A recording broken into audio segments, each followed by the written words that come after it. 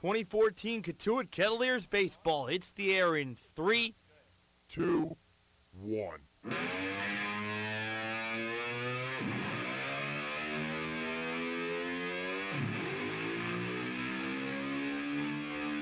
Wiseman hits that out into deep right field. Pickens goes back on it. He's at the wall. Good!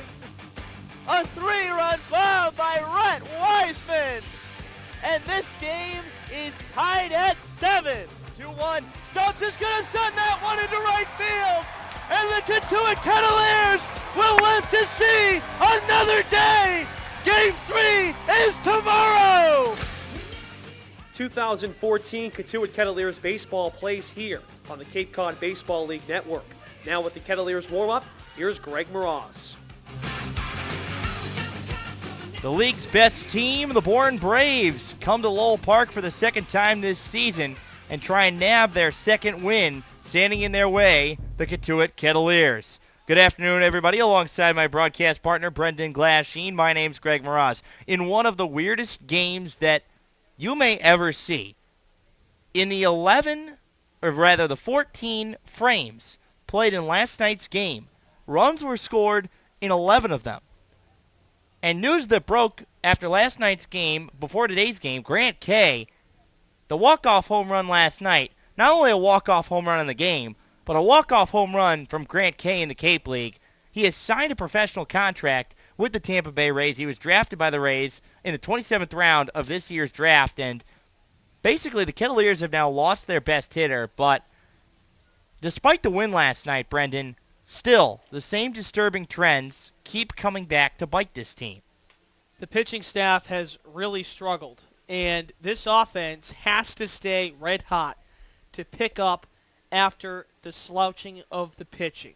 But looking at this offense, Grant Kay batted leadoff for the first time and only time we'll see him all season. For the only time this year, he batted leadoff in yesterday's game. And he finished the season 8 for his last 9, finished the year 14 of 26. His first game came last Monday at Doran Park against these Braves, a game in which he hit his first home run of the year.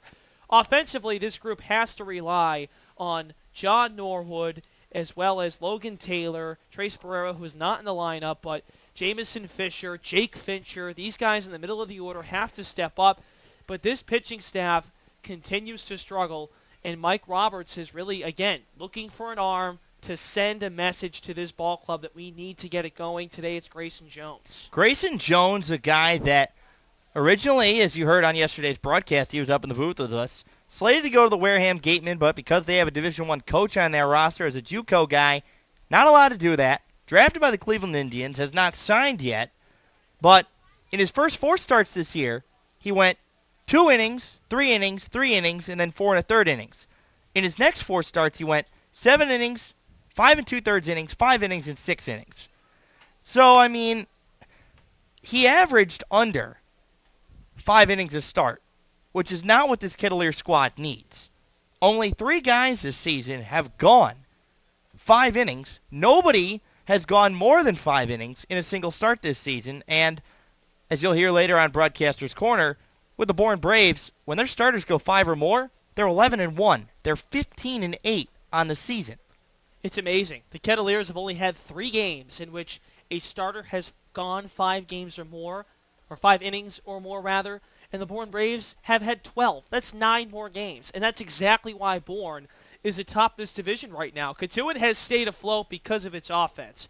And you mentioned the great second half of the year for Grayson Jones, so those numbers may lie a bit because when you see the fact that he averaged under 5 innings per start with Shelton State this past year, it doesn't tell you how he finished the season. You mentioned 7 innings, 5 innings, 6 innings in those last handful of starts.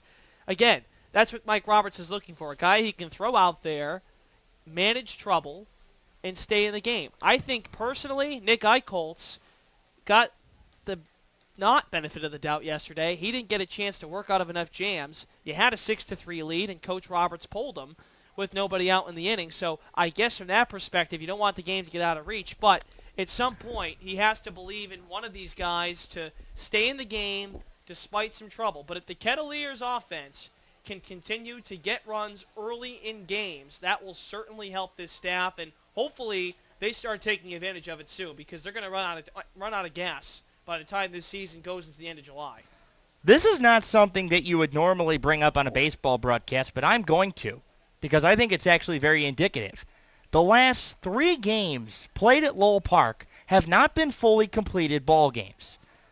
A week ago today against the Chatham Anglers, the top of the 9th inning was wiped out because of darkness. So that game only technically went 8 innings.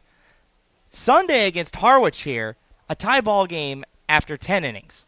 And then yesterday, the Kettleers win on a walk-off home run in the bottom of the 7th. That game was so slow, it was at the 2-hour mark before the 4th inning was over. One thing that all of these pitching changes have done, and the fact that the Kettleers have used 5 or more pitchers 10 times this season, is that these games have become unbelievably slow. Slow to the point where you wonder if this club in this organization would ever have the idea of putting lights at this ballpark. Now, I know that's a whole subject for a different day, and I know there's reasoning behind that. The neighborhood here in Cotuit has some sort of reasoning behind that. But it's really ridiculous to have 3 consecutive home games not finished completely. Has to strike as an annoyance to the opposing club, because a team like Falmouth and a team like Harwich, in those games, the opposing team had a chance to win. That's the key. Chatham, the game ended early, and clearly the Anglers were going to win the game. These 2 games that ended early were 1-run ball games. The Harwich game ended up being a tie due to a costly error by Drew Jackson. But think of it that way. Not only did the games end early, but the last 2 have been close games against one team, the best in the Eastern Division, and the other team is Falmouth's biggest rival, this ball club right here at Lowell Park. One guy who will no longer be a part of this squad is Grant Kay, but we had a chance to catch up with him in the final time that he'll be on Hot Off the Kettle. Congratulations to Grant Kay. Here's what he had to say about his walk-off home run and his experience in pro ball going forward. See which Kettleer is heating up on today's edition of Hot Off the Kettle with Greg Moraz. Today's Hot Off the Kettle is new Tampa Bay Rays signee Grant Kay. Grant, you walked off with a home run last night. You finished 8 for your last 9. I mean, this has got to be the highest of highs for you to be able to go on a tear like you have over the week that you were here and then be able to sign that pro contract tomorrow. Yeah, it's been a really exciting week. I'm just really excited to start my new journey playing professional baseball, and we'll see what it has in store for me. What was that moment like last night when you hit that ball over the fence? Yeah, it was exciting. I knew the game was going to end anyways because of the lights and stuff. But yeah, I knew I had to hit a home run or maybe a double. But yeah, it was a good timing, I guess. What was the number one thing that you proved to scouts and the Tampa Bay Rays and everybody else while you were here? I think the biggest thing was me coming out and playing second base in front of the scouts. All year I played first base at Louisville, which I was really out of position, didn't feel comfortable there. Kind of was in my head a little bit, hitting and stuff, and coming out here and playing second base every day, and it really got me in a good rhythm at the plate too. Is there anything that you'll take instructionally that has made you a better hitter? Just being aggressive. Seeing these arms every day here in the Cape League it's really going to help me out going into Pro Bowl. Now, what is your timetable upcoming? Have you planned to sign your contract somewhere, and where have the Rays told you where you're going to be going after this? I'm going up to New York tomorrow morning, and I got to take a physical and sign my contract up there. But that's about all I know right now. All right, Grant, thank you so much. It was a real pleasure having you on the team. Yep, thank you. That's Grant Kay, former Kettleer second baseman, now draftee signee of the Tampa Bay Rays. We'll be back with more of the Kettleers warm-up right after this. You heard it from the horse's mouth. Grant Kay, a very humble guy, and he's got a lot to prove. The Bourne Braves have a lot to prove because they're 1-2 this year against the Cotuit Kettleers. Our own Brendan Glasheen caught up with Sam Hyman of the Bourne Braves in this edition of Broadcaster's Corner.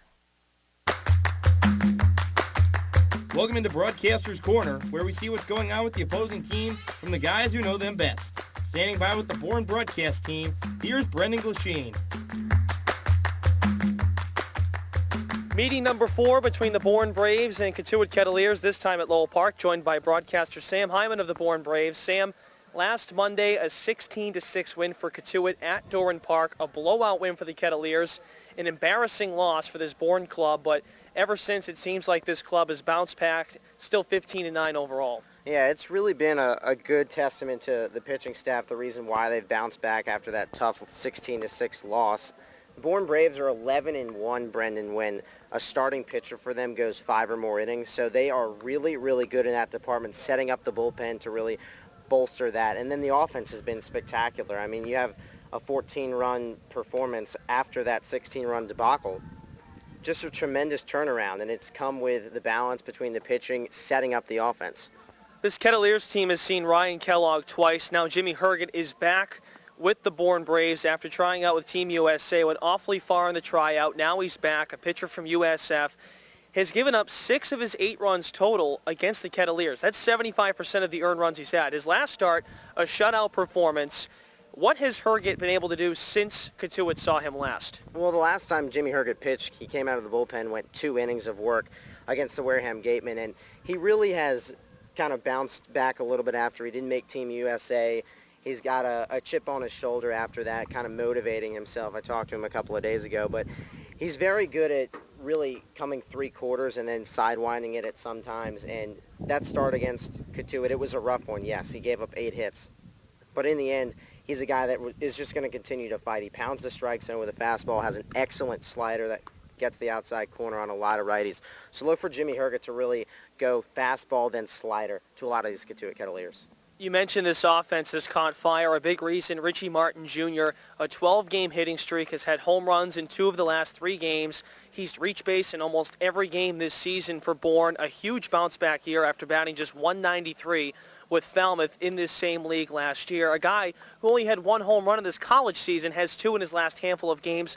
What does Martin Jr. be able to do at the plate to be a spark for this Bourne offense? Brendan, it's unbelievable the way he's performed so far this season, and he's played in every single game, one of just 5 guys in the Cape Cod Baseball League to do that. And the fact that he extended his hitting streak against Falmouth to 11 games on his last at-bat, a double down the left field line, and then he had a home run to lead off last night's game to make it a 12-game hitting streak. It's just been remarkable what he's done, and he also is just terrifying on the base paths. And lastly, speaking of Martin Jr. and Mark Laird, both players respectively, 10 and 11 stolen bases. Both those players lead the CCBL in that category. It's something Mike Roberts loves to do, steal bases and play small ball. It looks like Bourne can counter that themselves with the same style. What have you noticed on the base paths that's helped this offense to click? Yeah, it's kind of taking some of Mike Roberts' medicine and putting it on the Bourne Braves side. But these guys, 1-2 at the top of the order, tremendous, Brendan. It's unbelievable. They get on base, and then they hit and run. You'll have Richie Martin lead off with a walk or with a single. He's on first base. Mark Laird will either sack bunt, really draw a walk, go up the box. It's situational hitting that really sets the tone for this Bourne Braves offense and is a huge help. All right, Sam, thanks for joining us today. Thank you, Brendan. All right, Sam Hyman joins us for Broadcaster's Corner, a broadcast interview with the broadcaster from the opposing team before every game. The Kettleers look to improve to 3-1 against the Bourne Braves today at Lowell Park. The Kettleers and Cotuit Athletic Association want to welcome Bank of Cape Cod as a premium sponsor and member of the Executive Kettleers Club. Bank of Cape Cod is a locally owned and managed commercial and community bank. Today's broadcast is brought to you in part by Cape Cod Healthcare. Care where you need it, when you need it. Chatham Bars Inn is a leading sponsor of the Cape Cod Baseball League, celebrating its 100th anniversary, a Cape League sponsor for over 20 years. Today's broadcast is proudly sponsored in part by Curry College, located in Milton, Massachusetts. It offers undergraduate and graduate degrees.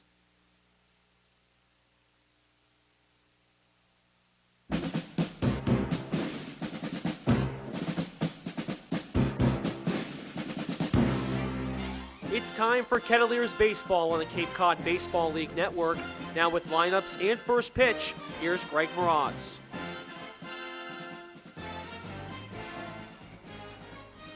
The Kettleers come in at 10, 12, and 1. The Bourne Braves come in at 15 and 8. The Kettleers have taken the field behind right-hander Grayson Jones, and now it's time for the Kettleers starting lineup, or rather, it's time for the Bourne Braves starting lineup. Leading off, the shortstop, Richie Martin Jr., Blake Allemond will hit second and play third. Billy Fleming, the DH, he hits third. Gavin Collins cleans up. He's doing the catching. Blake Davey is in right field. He hits fifth. Xander Wheel, the new addition from Vanderbilt, he's hitting sixth and playing first. Harrison Bader out in center field. He's hitting seventh. Batting eighth, the left fielder, Brett Sullivan. And batting ninth, the speedy second baseman, Sutton Whiting. The Kettleers have taken the field defensively behind Grayson Jones. Left to right in the outfield, Jackson Glines, Jake Fincher, and Rhett Wiseman. Left to right around the horn, Brendan Hendricks, Drew Jackson, Logan Taylor makes his first start at second base for Mike Roberts, Jamison Fisher at first, and Ian Rice does the catching for Jones. Grayson Jones this season at Shelton State Community College, a 5-2 record with a 3.96 ERA. That was over a span of 12 starts. It's now time for today's umpires, brought to you by Friendlies, because we always want friendly conversations between our umpires and our teams. Mark Ottavianelli is behind the plate, Rob Wilson at first, and Mike Collier will man third. Katuitt trying to extend their winning streak to 2. Both of these teams won last night. The Bourne Braves beat up on the Hyannis Harbor Hawks. And Hyannis is falling fast. They've lost 7 games in a row. Katuitt, meanwhile, won 9-8 last night in a darkness-shortened game against the Falmouth Commodores. Correction, the Braves beat the Wareham Gatemen last night, 8-5. Grayson Jones stands at 6'1", 220. He was up in the booth with us last night. He made his first appearance against the team he was originally supposed to pitch for, the Wareham Gatemen. 2 innings against the Gatemen, 2 walks, 2 strikeouts, no hits, no runs. And Richie Martin Jr. will step to the plate, the shortstop from the University of Florida. Martin leads all qualifying Bourne Braves with a .337 average, 28 hits in 83 at-bats. He has played in all 23 games for the Bourne Braves. He's only one of 5 players in the entire league to play in every game. Righty-righty matchup. Brendan Hendricks in on the grass at third. First pitch is a fastball that misses low for ball 1. So a very odd defensive alignment around the infield today, as Brendan Hendricks, who has played first base, DH, and left field mainly, 1-0 breaking ball, hits the outer paint, count even at 1-1. Normally here at Lowell Park we have a speed gun, but it appears to have been turned off today. 1-1 offering on the way to Martin. Ground ball up the middle. Jackson fields it, bobbles the ball, and Richie Martin Jr. is on. Wait to see whether that is ruled a hit or an error. It's ruled a hit. So a leadoff single for the Florida shortstop, and the average keeps climbing. Hitting streak up to 13 games now for Martin Jr. The last handful of games for this kid have been terrific. He's swinging a very hot bat for this ball club, and he's also been dangerous on the base paths. Second in the Cape Cod Baseball League behind his teammate Mark Laird. Blake Allemond lays down a bunt. Hendricks fields it, fires to first. Not nearly in time. Delayed call from Rob Wilson at first, but an infield single for Blake Allemond. Back-to-back infield singles to lead off here against Grayson Jones. That brings up Billy Fleming, the DH from West Virginia. It's a tough play for Hendricks down the third base line. Throws David Wright style down to first base, and a nice stretch from Fisher, but more speed showing for Bourne, almost beating Mike Roberts with his own medicine. Speed and small ball. First pitch on the way to Fleming. Fastball misses low and in for ball 1. Fleming, who made that fantastic play in the Kettleers' first trip to Doran Park that preserved a 5-3 lead at the time. The Kettleers had a bases-loaded situation in the top of the 8th, down 2 with nobody out, and Fleming turned an unassisted double play. 1-0 breaking ball, misses in the dirt. Count to 2-0.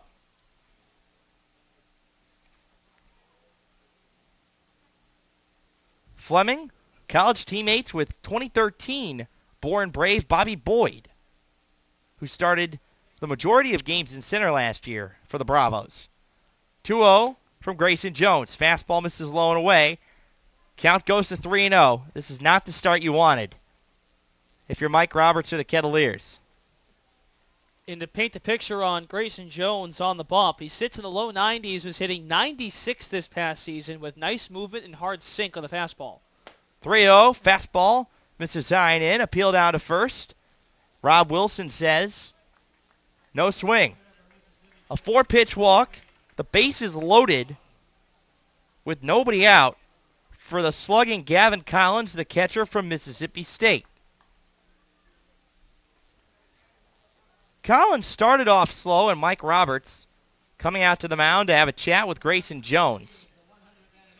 Collins started off slow, but he's picked it up of late. Has upped his average to 246, 17 hits and 69 at-bats. Collins is caught when Herget has been on the mound. Jimmy Herget will pitch today for the Bourne Braves. Brian Serven, the Arizona State backstop, has caught the last 2 games that the Kettleers have faced against the Bourne Braves. Both starts from Ryan Kellogg.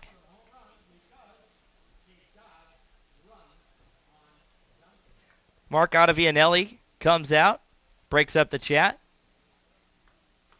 Mike Roberts saying something to Brendan Hendricks, and you have to look at this infield positioning, and Brendan Hendricks is not a third baseman. With Grant Cate going and Caleb Whalen being released, the Kettleers don't have a second baseman. And now that points back to the loss of Logan Ratledge, a Kettleer from last year that was with the team a few days ago. First pitch, breaking ball to Gavin Collins. Now the speed gun's on. Taking for a strike, 0-1. The Lake Forest, California native attends Mississippi State. Righty-righty matchup. Hendricks and Fisher in at the corners. 0-1 breaking ball misses high. Count even at 1. And Mike Roberts defensively opts to keep the middle infield back, the corners in even with the grass. So the Kettleers are pretty much saying any ball hit towards the middle, we're going to allow a run to score. 1-1 offering. Breaking ball way high and in. Grayson Jones has missed all of his breaking balls for the most part high and in, and his fastballs have missed low and away. 2-1 offering upcoming. Bases loaded, nobody out. Corners in, up the middle back, fastball misses low. 3-1 the count to Gavin Collins. On deck, Blake Davey, the slugging right fielder from UConn.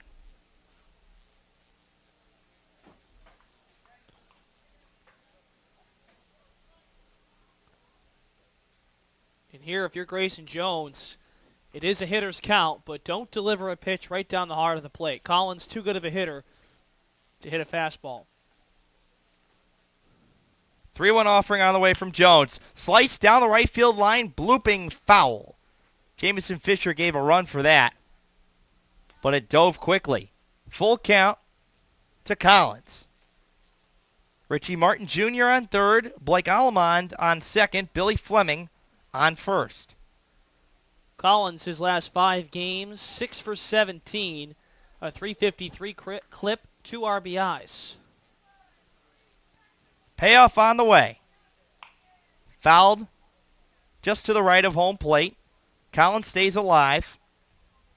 7th pitch of the at-bat upcoming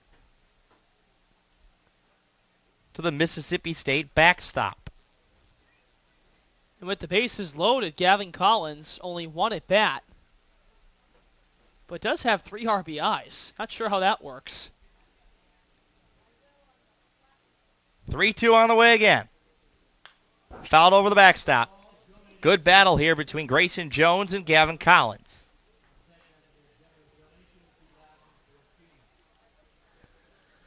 And so far in this at-bat, he's worked in, and Gavin Collins has done a nice job keeping the bat inside, nubbing it to the right to stay alive.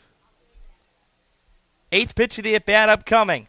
Collins hits it right to the shortstop, Drew Jackson. Fire back to first, not in time to double off Billy Fleming. Nice play made by Drew Jackson. Gavin Collins loses the battle and an 8-pitch at bat. But the bases remain loaded with 1 out for Blake Davy.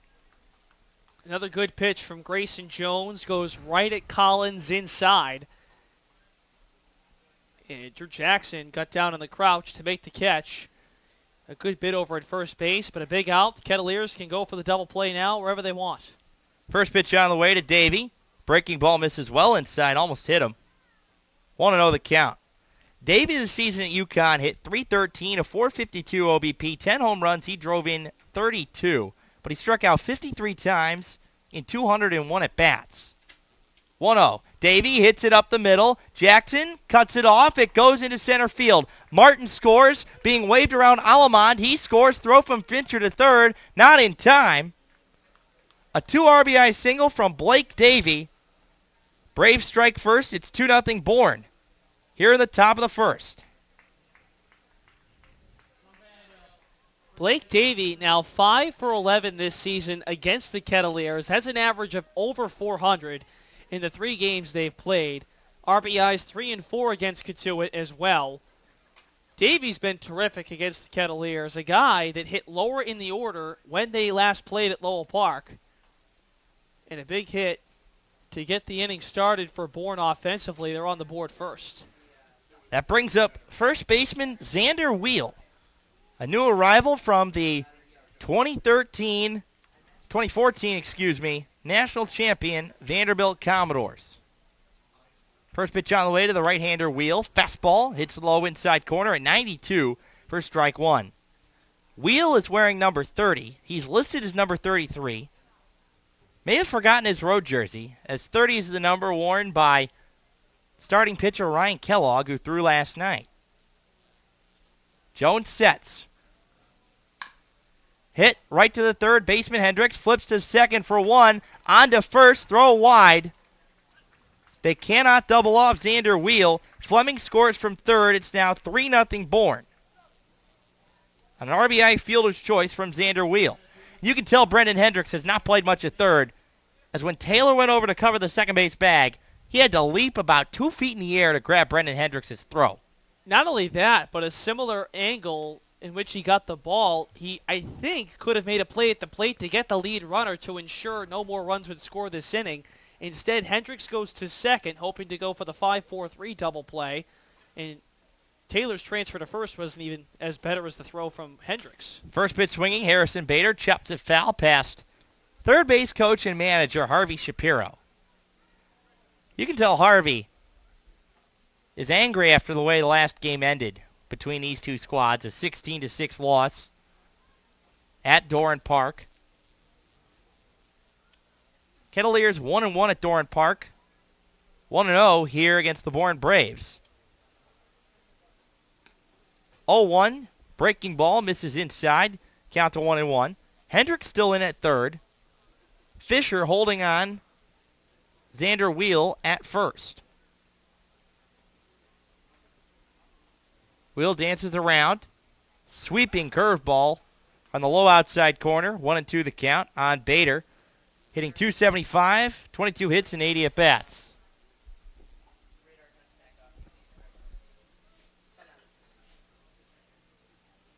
Pick to first. Back safely. Xander Wheel. This is Wheel's third game with the Bourne Braves. Now 2 for 8. 1-2 on the way. Swing and a miss. Curveball at 77. Bader swings through it. That retires his side. But the Bourne Braves strike for 3 in the top of the first. We'll go to the bottom half. Kettleers coming to bat.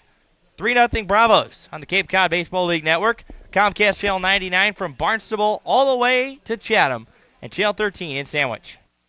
Today's broadcast is brought to you in part by iHealth Services, proud sponsor of the Cape League for 14 years. Chatham Bars Inn is a leading sponsor of the Cape Cod Baseball League, celebrating its 100th anniversary, a Cape League sponsor for over 20 years. The Kettleers and Katuitt Athletics Association want to welcome Bank of Cape Cod as a premium sponsor and member of the Executive Kettleers Club. Bank of Cape Cod is a locally owned and managed commercial and community bank. Today's broadcast is proudly sponsored in part by Curry College, located in Milton, Massachusetts, It offers undergraduate and graduate degrees. Today's broadcast is brought to you in part by Cape Cod Healthcare. Care where you need it, when you need it. Today's broadcast is brought to you in part by Cape Cod Healthcare. Care where you need it, when you need it. The Kettleers and Cotuit Athletic Association want to welcome Bank of Cape Cod as a premium sponsor and member of the Executive Kettleers Club.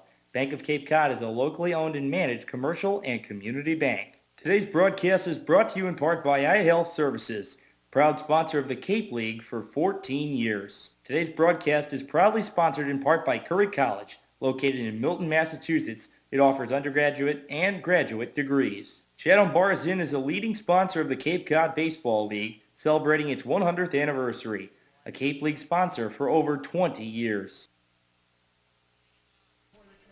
John Norwood leads it off for the Kettleers. Here's the Cotuit Kettleers starting lineup against the right-hander, Jimmy Herget from South Florida. John Norwood leads off, plays DH. Jackson Glines is in left. He's hitting second. Jake Fincher is in center. He hits third. Rhett Wiseman cleans up. He's in right. Jamison Fisher hits fifth. He's at first. Brendan Hendricks hits sixth. He's at third. Logan Taylor hitting seventh. He's at second. Drew Jackson at short. He's hitting eighth. And batting ninth, the catcher, Ian Rice.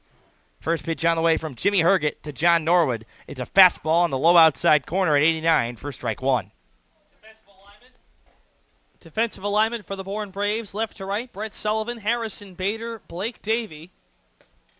Sweeping breaking ball, misses low and away, count even at 1-1. And left to right, around the horn, Blake Allemond, Richie Martin Jr., Sutton Whiting, and Xander Wheel at first. Gavin Collins does the catching for Herget. Jimmy Herget, fastball 91, misses outside. Herget, the last time he was at Lowell Park, surrendered 6 runs, all of them earned, on 8 hits in 4 innings of work. He's given up 6 of his 8 runs this season against the Kettleers. 2-1, skied out of play to the right side, count even at 2-2. On the Kettleer DH from Vanderbilt, since his arrival, John Norwood, hitting at .375, 3 hits and 8 at-bats, hit .298 this season for the national champion Vanderbilt Commodores. 2-2, swing and a miss. Breaking ball at 73, Norwood went fishing. Herget strikes out the first man he faces. 1 gone for Jackson Glines. And to get Herget used to his Cape League season again after leaving the Team USA tryouts, not on the roster, was cut in the last round. He went 2 innings in relief in a 14-6 win for Bourne back on July 3rd at Wareham. First pitch from Herget to Jackson Glines. Hits the outside paint for strike one. Jackson Glines, the left fielder from the University of Michigan. Herget's 0-1, misses low and away. Count even up at 1. Glines on the season, hitting at .276, 8 hits in 29 at-bats with the Kettleers. 1-1 breaking ball, low and away, 2-1. Glines hit 8 for 19 with the Brewster Whitecaps before being cut. Had a week off and then signed with the Kettleers. 2-1 on the way from Herget. Hit to the shortstop Martin, on the ground, picks it up, fires quickly across into the glove of Xander Wheel. Quickly 2 away. Herget this season at South Florida in 16 starts had a 1.26 ERA. That was best in the American Athletic Conference among all starting pitchers. Also led the conference in strikeouts, was dominant on the mound in the American Conference this past year. Here's Jake Fincher, first pitch. Breaking ball, hits the paint. 0-1 the count. On the Kettleer center fielder from North Carolina State, whose average is way up there. Fastball high and in. Count even at 1. Herget doesn't throw harder than 91, but he's got a whipping sidearm action, a 3/4 slashing action that makes the ball move a lot. 1-1, skied out of play to the right side. Count to 1-2. Probably one of the most highly regarded pitching prospects for a guy who probably will never throw harder than the low 90s. 1-2. Breaking ball, hit up the middle, a base hit. Jake Fincher continues to mash. A 2-out single, that brings up Rhett Wiseman. Yeah, Jake Fincher has been up to no good against starting pitchers this season. really unbelievable based on the way he's played. Last 5 games, he's 11 for 17, batting .625.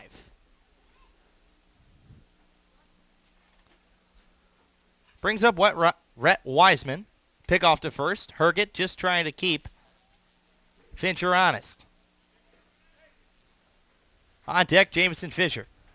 Wiseman was out of the lineup yesterday, hitting .185, 5 hits and 27 at-bats, hit .277 this season for the Vanderbilt Commodores. Wiseman skies it right to the first baseman, Xander Wheel. In front of the bag, makes the catch. That retires the side. A 2-out single for Jake Fincher, but does nothing with it. We're through 1. 3-0 Bourne here on the Cape Cod Baseball League Network. Today's broadcast is proudly sponsored in part by Curry College, located in Milton, Massachusetts. It offers undergraduate and graduate degrees. Today's broadcast is brought to you in part by Cape Cod Healthcare. Care where you need it, when you need it. The Kettleers and Katuitt Athletics Association want to welcome Bank of Cape Cod as a premium sponsor and member of the Executive Kettleers Club. Bank of Cape Cod is a locally owned and managed commercial and community bank. Today's broadcast is brought to you in part by iHealth Services, proud sponsor of the Cape League for 14 years. Chatham Bars Inn is a leading sponsor of the Cape Cod Baseball League, celebrating its 100th anniversary, a Cape League sponsor for over 20 years. The Kettleers and Katuitt Athletics Association want to welcome Bank of Cape Cod as a premium sponsor and member of the Executive Kettleers Club.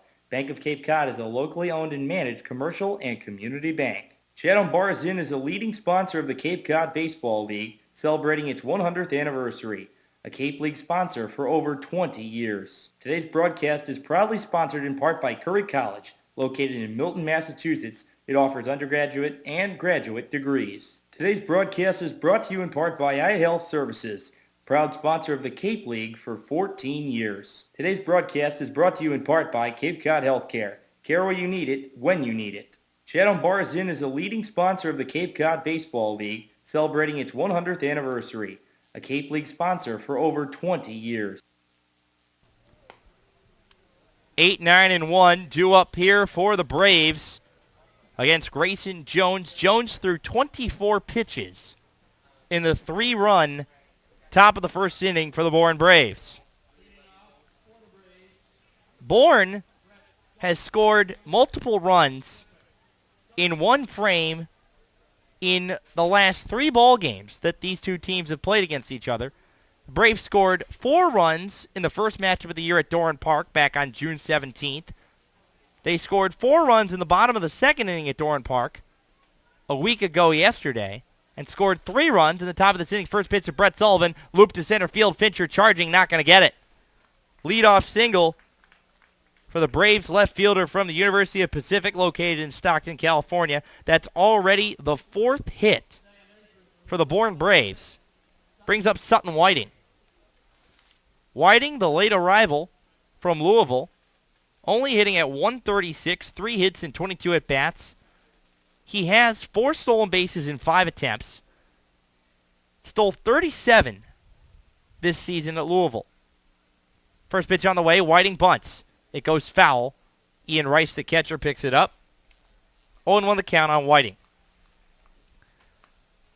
Whiting, the now former college teammate of Grant Kay, the now former Kettleer. Brendan Hendricks is 3 feet in front of the lip of the grass at third. Jamison Fisher holding on Brett Sullivan. Logan Taylor and Drew Jackson are double play depth. Flip to first. Back safely. Brett Sullivan. Jones in the stretch. Stares in for a sign. Sets at the letters. 0-1. Whiting not swinging. Breaking ball hits the high part of the strike zone down the middle. Count to 0-2. Whiting, the type of guy that could bunt for a base hit because his speed is so lethal. He puts one down in the right spot. He'll be able to get out of the box quickly as a left-handed hitter. 0-2, slice foul out of play to the left side over the first base grandstands. Rather, the third base grandstands. Count remains 0-2 on Whiting. Order will flip for Richie Martin Jr., the shortstop from the University of Florida. 2-step lead at first. 0-2, breaking ball misses high. Count to 1-2. Jones has thrown at least, and we'll have to get a statistic on this if we can, 40% breaking balls through his first inning plus. 1-2. Almost gets away from Ian Rice. Throw down to second base in time to get Brett Sullivan.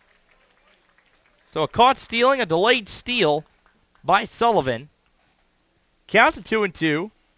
Still Sutton Whiting at the plate. There's now one out. The base runner erased.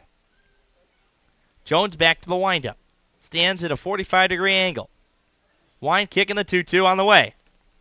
Breaking ball in the dirt. Count goes to full on Sutton Whiting. Good crowd on hand here today at Lowell Park. The last of a 3-game homestand for the Kettleers. They will hit the road tomorrow for a 2-game road swing at Harwich tomorrow night, off day on Thursday, and then at Falmouth on Friday night. Breaking ball, ring 'em up, strike 3 called, says Mark Ottavianelli. Second strikeout in 3 hitters for Grayson Jones. Order turns over for Richie Martin Jr. Martin singled and scored back in the first. Brendan Hendricks in on the grass at third. Logan Taylor playing way deep at second. Fisher deep at first. Jackson the same at short. First pitch, breaking ball. Hits the outside corner, 0-1. You know, Brendan, for a guy who is listed to have a fastball at 92, we've seen him. And it can get up to 96, 0-1 on the way. Sliced over Jamison Fisher's head into right field, a base hit. That's the 5th hit allowed already by Grayson Jones. Martin 2 for 2 with a pair of singles. Brings up Blake Alamont. But the point I wanted to make is for a guy who supposedly has a great fastball, he's been throwing basically all breaking balls and changeups. And maybe it's a method of just keeping this Bourne offense off balance and then going with the fastball as the game progresses. But again, we're not used to seeing a Kettleers starter go deep enough into games where they can really show their stuff in terms of pitch selection and mixing pitches well as ball games progress. Hasn't happened yet. Only 3 times a pitcher has gone 5 innings for Katuitt. First pitch on the way to Blake Alamond. Fastball there. Hits 90 on the gun. Misses low for ball 1. Alamond singled and scored back in the first, an infield single.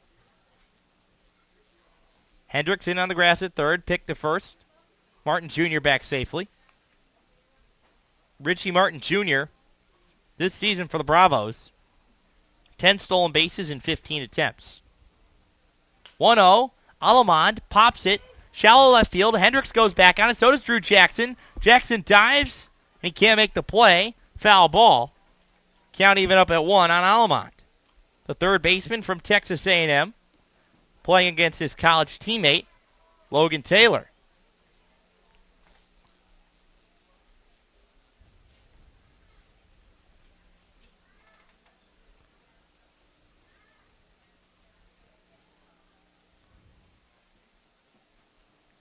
A beautiful day for baseball here at Lowell Park. So glad you could be with us. Jones sets, delivers the 1-1. Swing and a miss. Fouled off of the glove of Ian Rice. Alamond just gets a piece. Count to 1-2. Another pitch low and in that Alamond just gets a cut of. And now Jones back ahead in the count. 1-2, Alamond skies it to left field. Giving chase, the left fielder, Jackson Glines, makes the catch over towards the bullpen. 2 singles in the inning for the Braves, but they get nothing. We're through 1.5, still 3-0 Bourne. You're locked into Kettleer Baseball on the Cape Cod Baseball League Network. Today's broadcast is brought to you in part by Cape Cod Healthcare. Care where you need it, when you need it. Today's broadcast is proudly sponsored in part by Curry College, located in Milton, Massachusetts. It offers undergraduate and graduate degrees. Chatham Bars Inn is a leading sponsor of the Cape Cod Baseball League, celebrating its 100th anniversary. a Cape League sponsor for over 20 years. The Kettleers and Katuitt Athletics Association want to welcome Bank of Cape Cod as a premium sponsor and member of the Executive Kettleers Club. Bank of Cape Cod is a locally owned and managed commercial and community bank. Today's broadcast is brought to you in part by iHealth Services, proud sponsor of the Cape League for 14 years. The Kettleers and Katuitt Athletics Association want to welcome Bank of Cape Cod as a premium sponsor and member of the Executive Kettleers Club. Bank of Cape Cod is a locally owned and managed commercial and community bank. Today's broadcast is brought to you in part by Cape Cod Healthcare. Care where you need it, when you need it. Today's broadcast is brought to you in part by iHealth Services, proud sponsor of the Cape League for 14 years. Today's broadcast is proudly sponsored in part by Curry College, located in Milton, Massachusetts. It offers undergraduate and graduate degrees. Jamison Fisher leads it off for the Kettleers. It will be Fisher, Hendricks, and Logan Taylor against Jimmy Herget. And now, fans, it's time for our trivia question of the ball game. Tonight's trivia question: what two Cape League players, one was a Hyannis Harbor Hawk in 2013, one was a Bourne Brave. First pitch to Jamison Fisher, hits the outside corner for strike one, were 2013 first-round picks of the Toronto Blue Jays. 0-1, Fisher hits it on the ground right to the second baseman, flips to first. Sutton Whiting fires out Jamison Fisher, one gone for Brendan Hendricks. Makes sense in terms of Mike Roberts having Jamison Fisher in the order against Bourne this season. So far for Fisher, against this Bourne Braves ball club, batting .375, 3 for 8. Now 3 for 9. Here's Brendan Hendricks. First pitch on the way. Fastball hits the inner paint. Strike called on the Kettleer third baseman from USF. But to finish our trivia question, so to recap it, as the 0-1 on the way, fastball misses low and away, count even at 1-1. What two Toronto Blue Jay first-round picks were 2013 Cape Leaguers, Hyannis Harbor Hawks and Bourne Braves, and what team, as Hendricks hits this right to Sutton Whiting on a hop, picks it up, flips it to first, 2 ground outs to second base, 2 quick outs for Jimmy Herget. What team in the Cape League does the Toronto Blue Jays 2013 first-round pick play for? Give you a hint, he is the only 2013 first-round pick in the MLB draft to not sign. So there you have it, folks. Basically, you have to answer what two Cape Leaguers, one a Bourne Brave, one a Hyannis Harbor Hawk, drafted 9th and 11th overall in this year's draft. First pitch on the way to Logan Taylor, misses low for ball one. And what current Cape League team does the Blue Jays 2013 first-round pick play for? 1-0 fastball misses high. Count to 2-0 on Logan Taylor. So one of those two players is still playing in the Cape Cod League? No. That's not what I'm saying. 2-0, fastball misses outside, 3-0. All right. Two 2013 Cape League players were both drafted by the Toronto Blue Jays. The Blue Jays' 2013 first-round pick is a 2014 active Cape League player. 3-0 fastball, hits the low inside paint. Count to 3-1 on Logan Taylor. Taylor on the season, friends, hitting at .247. He is also one of only 5 players, along with Richie Martin Jr., to play in all 23 games so far this season, this being 24. 3-1. Check swing. Goes around on a changeup. 3-2, 2 outs. Braves lead 3-0 here in the bottom of the second. Answer will be revealed in the 5th inning. Correction, the 6th. 3-2 offering. Changeup, ring him up. Strike 3 called. Jimmy Herget is dealing. We're through 2 at Lowell Park.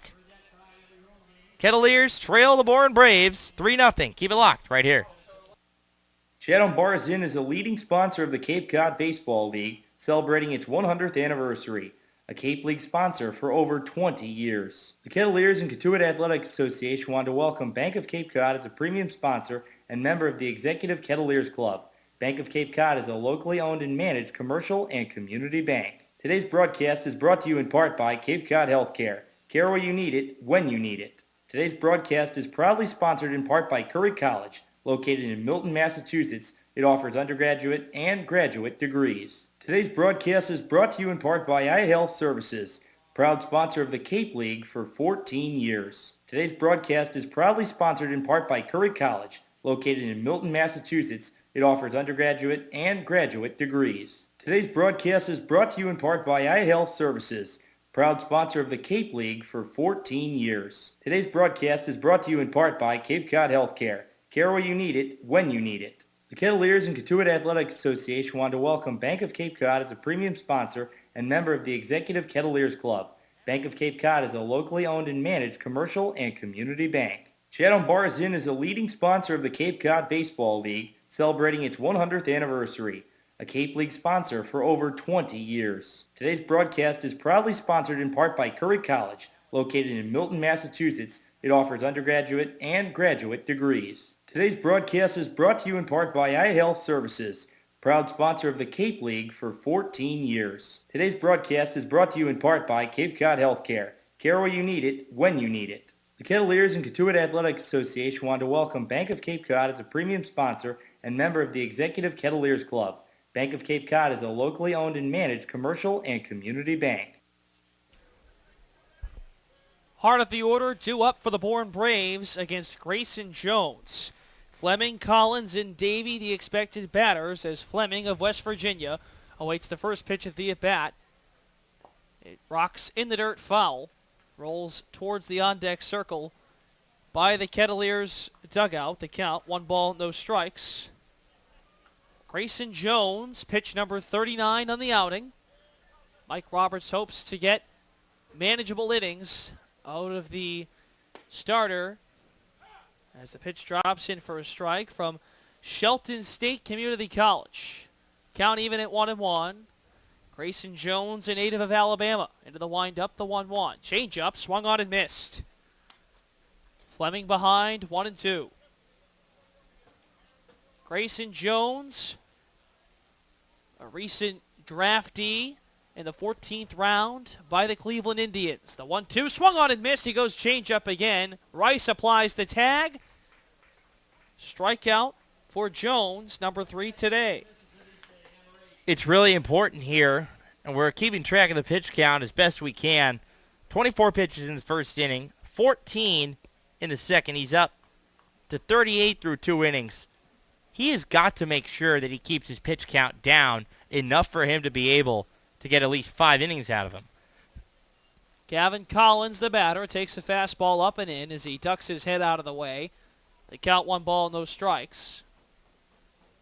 Gavin Collins lined out to Drew Jackson with the bases loaded in the first inning. Takes a pass ball low and away, 2-0. Fastball at 91 from Jones. Scouting report reads that he'll hit the low 90s with the fastball, occasionally hit 96 this past year with Shelton State. Rice puts down the sign, the 2-0. Breaking ball, cuts in for a strike. 2-1. If I'm not mistaken, Greg, this might be the first time this year we've seen a battery of 2 community college players. Rice of Chipola State Community College, 2-1. Sky to left center. Fincher a few steps back, now to the left a bit. Makes the catch, no problem, for out number 2. But Ian Rice's college coach at Houston is in the ballpark today. So, while Ian Rice is still considered a community college player, he is no longer on Chipola Junior College's roster. Ian Rice plans to transfer to Houston this coming year and for next season. 2 quick outs for Grayson Jones, the batter Blake Davey. First pitch fastball on the belt, outside corner, 0-1. Davey with a 2 RBI single to plate Martin Jr. and Allemond in the top of the first. A 3-0 Bourne lead here at Lowell Park. Fastball in the dirt, back to the backstop. No play for Rice. 1-1. Blake Davey has been a Kettleers killer. 5 of 11 on the season against Kentuit. with a home run and 4 runs batted in. Jones works quickly, the 1-1. Davy slaps it foul to the right. Jones ahead, 1-2 on the right-handed hitter from UConn. Blake Davy does have 27 strikeouts in 75 at-bats. That's over a third of the time at bat he strikes out. The 1-2, Davy doesn't chase. The breaking ball too low in the dirt. A good pitch from Jones. 2's across the board. 2 balls, 2 strikes with 2 outs in the top of the third. A 3-0 advantage for the Bravos. 2-2. Half-hearted swing. Does he go around? No, says Rob Wilson, the first base umpire. A pitch low and away to Davy. The count runs full, 3-2. Outfield straightaway, infield straightaway, except Hendricks at the lip of the grass down the third base line. 3-2. Jones, the breaking ball, knocks the back of Davy. So he trots down to first base, a 2-out base runner for the Braves.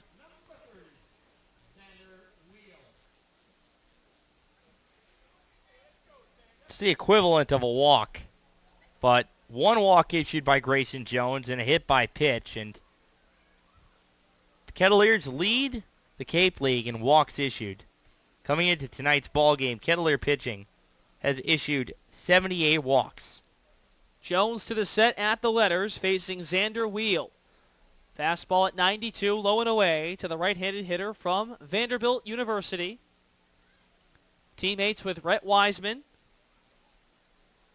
as well as John Norwood, both Kettleers. Norwood just in his 3rd game with Kituitt. 1-0 pitch on the outside corner.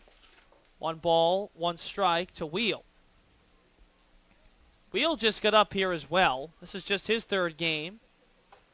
Rhett Wiseman arrived a few days before both of these guys did, given Rhett is from Mansfield, Mass. The 1-1 in the dirt, out in front of Rice. He's out of the crouch quickly, gives a long stare down to Davy at first, no throw. Returns the baseball back to Jones. 2 balls, 1 strike with 2 outs, top of the third. 5 hits, 3 runs for Bourne. Just 1 hit for the Kettleers. Xander Wheel, a 6'3", 220-pound infielder tonight, playing first base as Jones throws over to first to check in with Davy.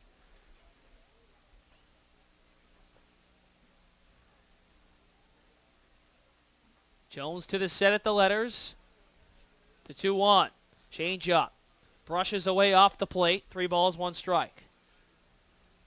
A good year this past season for Wheel at Vanderbilt. Hit .263. 5 home runs, 44 runs batted in. The average not there, the power was. 3-1. Shot to right center. Fincher on the run. It drops and rolls towards the wall. Davy rounding third base. He's being waved around. The throw to the plate by Jackson. Rice applies the tag. Hosed at the plate.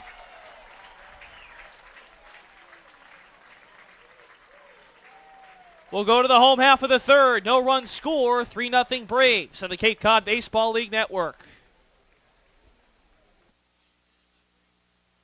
Today's broadcast is proudly sponsored in part by Curry College, located in Milton, Massachusetts. It offers undergraduate and graduate degrees. Today's broadcast is brought to you in part by Cape Cod Healthcare. Care where you need it, when you need it. Chatham Bars Inn is a leading sponsor of the Cape Cod Baseball League, celebrating its 100th anniversary. A Cape League sponsor for over 20 years. The Kettleers and Kituitt Athletics Association want to welcome Bank of Cape Cod as a premium sponsor and member of the Executive Kettleers Club. Bank of Cape Cod is a locally owned and managed commercial and community bank. Today's broadcast is brought to you in part by iHealth Services, proud sponsor of the Cape League for 14 years. The Kettleers and Kituitt Athletics Association want to welcome Bank of Cape Cod as a premium sponsor and member of the Executive Kettleers Club. Bank of Cape Cod is a locally owned and managed commercial and community bank. Today's broadcast is proudly sponsored in part by Curry College, located in Milton, Massachusetts. It offers undergraduate and graduate degrees. Today's broadcast is brought to you in part by iHealth Services, proud sponsor of the Cape League for 14 years. Chatham Bars Inn is a leading sponsor of the Cape Cod Baseball League, celebrating its 100th anniversary. A Cape League sponsor for over 20 years. Today's broadcast is brought to you in part by Cape Cod Healthcare. Care where you need it, when you need it. Today's broadcast is proudly sponsored in part by Curry College, located in Milton, Massachusetts. It offers undergraduate and graduate degrees. The fans chant Drew as he comes to the plate to lead off the home half of the third. Jackson, Rice, and Norwood, the expected batters for Cotuit. Against Jimmy Herget, first pitch swinging by Jackson, blooped right to the first baseman wheel. Well shifted to the right on the infield dirt, makes the catch on the first pitch of the third inning.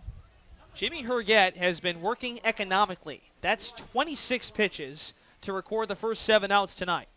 As opposed to Grayson Jones, who has thrown 57 pitches to record the first 9 outs. So Jackson retired. Brings up Ian Rice. First pitch, fastball on the outside corner. To be soon transferred to Houston, as Greg said, his head coach, his future head coach, in attendance today. A fastball above the belt. 1 ball, 1 strike to Ian Rice. A wide open stance with a white tannish bat laying on his shoulder, the 1-1. It doesn't come off his shoulder as it misses outside. 2 balls, 1 strike to the right-handed hitter. Rice hit a 3-run shot at Doran Park against the Braves last Monday. A 16-6 win for Cotuit. 2-1, bloop towards center, a long run for Bader as well as Martin Jr. It drops in, a base hit. Ian Rice continues to swing a hot bat for the Kettleers. Based on his performances at the plate as of late, very encouraging. His last appearance for the Kettleers, he received the day off yesterday, started against Harwich on Sunday, went 4 for 4, 3 singles and a double. He's been a very productive 9-hitter for Mike Roberts. But don't ever tell him what his batting average is. I was talking with him in the dugout. He said, my sophomore year, I saw I was hitting over 480 at Chipola, and as soon as I saw that, I tanked. Here's Sean Norwood, first pitch swinging up the middle, a base hit. Rice up to second. Norwood a light turn at first. He's on for the first time today, first and second, with 1 out for Jackson Glines. I'll say this too, Ian Rice, right now batting .294, entering today's game, 1 for 1 today, so that average is creeping up at 300. But he's been raking the last handful of games. That average was well in the 100s at the beginning of the year, and most of his struggles that we pointed out early in the season were behind the plate, struggling to retrieve pass balls. He stands at second base. Norwood, first pitch swinging, a base hit up the middle. Glines the batter as Herget looks in for the sign from Collins. To the set at the belt, first pitch to Glines. A breaking ball, tails in, and hits the knees for a strike. 0-1 to Jackson Glines. Grounded to short in his first at-bat in the second inning. Did not play in yesterday's game for the Kettleers. 0-1 pitch from Herget, inside. Another fastball, it's 1-1. One of the reasons why Herget is so effective is his motion is very much based on deception. His arm angle is so whiplashing across, and he gets so much movement on his pitches. He doesn't need to throw hard in order to be really that effective. A 1.29 ERA with USF this past year. A fastball upstairs and outside, 2-1. You alluded to it earlier. A guy that probably won't see his velocity increase the next couple of years, maybe eventually when he goes pro. But look at this, 94 strikeouts, rather 60 strikeouts in 94 innings, and just 27 walks in those 94 innings. Went to the same high school as Tony La Russa, Tino Martinez, Fred McGriff, and Luis Gonzalez. So a lot of alumni that have seen themselves in the pros. 2-1 to Glines. Fastball, chopped to the right side, just to the left of the Bourne Braves dugout. 2-2. A high school of some notorious major league names. Jefferson High School in Tampa, Florida. Herget holds the glove just by his left armpit. Now comes to the set at the belt. The 2-2 to Glines. Inside it hits him off the right elbow. Bases juiced for Jake Fincher. a dangerous scenario for Herget. Now the Braves have a decision to make. You've got good speed on first and second. Not great speed at third. The Braves are going to bring Xander Whelan on the grass. This is definitely a situation where Jake Fincher might decide to drop a bunt down. It's interesting you say that. The last 3 games, Jake Fincher's second at bat, he has dropped down a bunt. Whether he's safe or out, it doesn't matter. He has tried to bunt. Slices it to the right side, a base hit. Here comes Rice. He scores. Norwood's being waved around. No throw to the plate. He scores as well. A 1-run game at Lowell Park. Fincher first pitch swinging down the first base line. It's first and third with 1 out. Now 3-2 Bourne. That's a situation where you don't need to get a bunt down. If you can hit it, then go ahead and hit it, because Jake Fincher is just continuing to mash. And I mean, 2 for 2 again. That is the 8th straight game that he has reached base twice or more. I mean, that's, to me, unbelievable. You know what that's called? That's called production. And now, Gavin Collins out in front of home plate to give the first and third signs as Rhett Wiseman steps in the left-handed batting box. First and third, 1 out. 3-2 Bourne. The Kettleers strike for 2. Still more to play with 1 out. Herget, the fake to third. Look towards first. Pickoff try. Jake Fincher, as we said, entering today in his last 5 games, .625 average, 10 of 16. Now he's 12 of 18. Unreal. Wiseman, a long pop-up to the right side. Over comes Davey, makes the catch, tagging at third, Glines. The throw into the cutoff man at shortstop. Glines scores, we're tied at 3. A sacrifice fly from Rhett Wiseman to play Jackson Glines. Jimmy Herget is a man who is PO'd right now, because you can look at his demeanor out of the mound and he can't believe he's allowed this inning to happen. A bloop single from Ian Rice, a hard hit single from John Norwood, hits Jackson Glines, and then a hard hit single from Jake Fincher. 2 outs in the inning for Fisher. As Fincher remains at first. He's off on the pitch. It's through the hole, a base hit. Fincher stops at second. Davey comes in to field it. First and second for the Kettleers. Another base hit. That's the 4th of the inning. Jamison Fisher at first base with a 2-out single.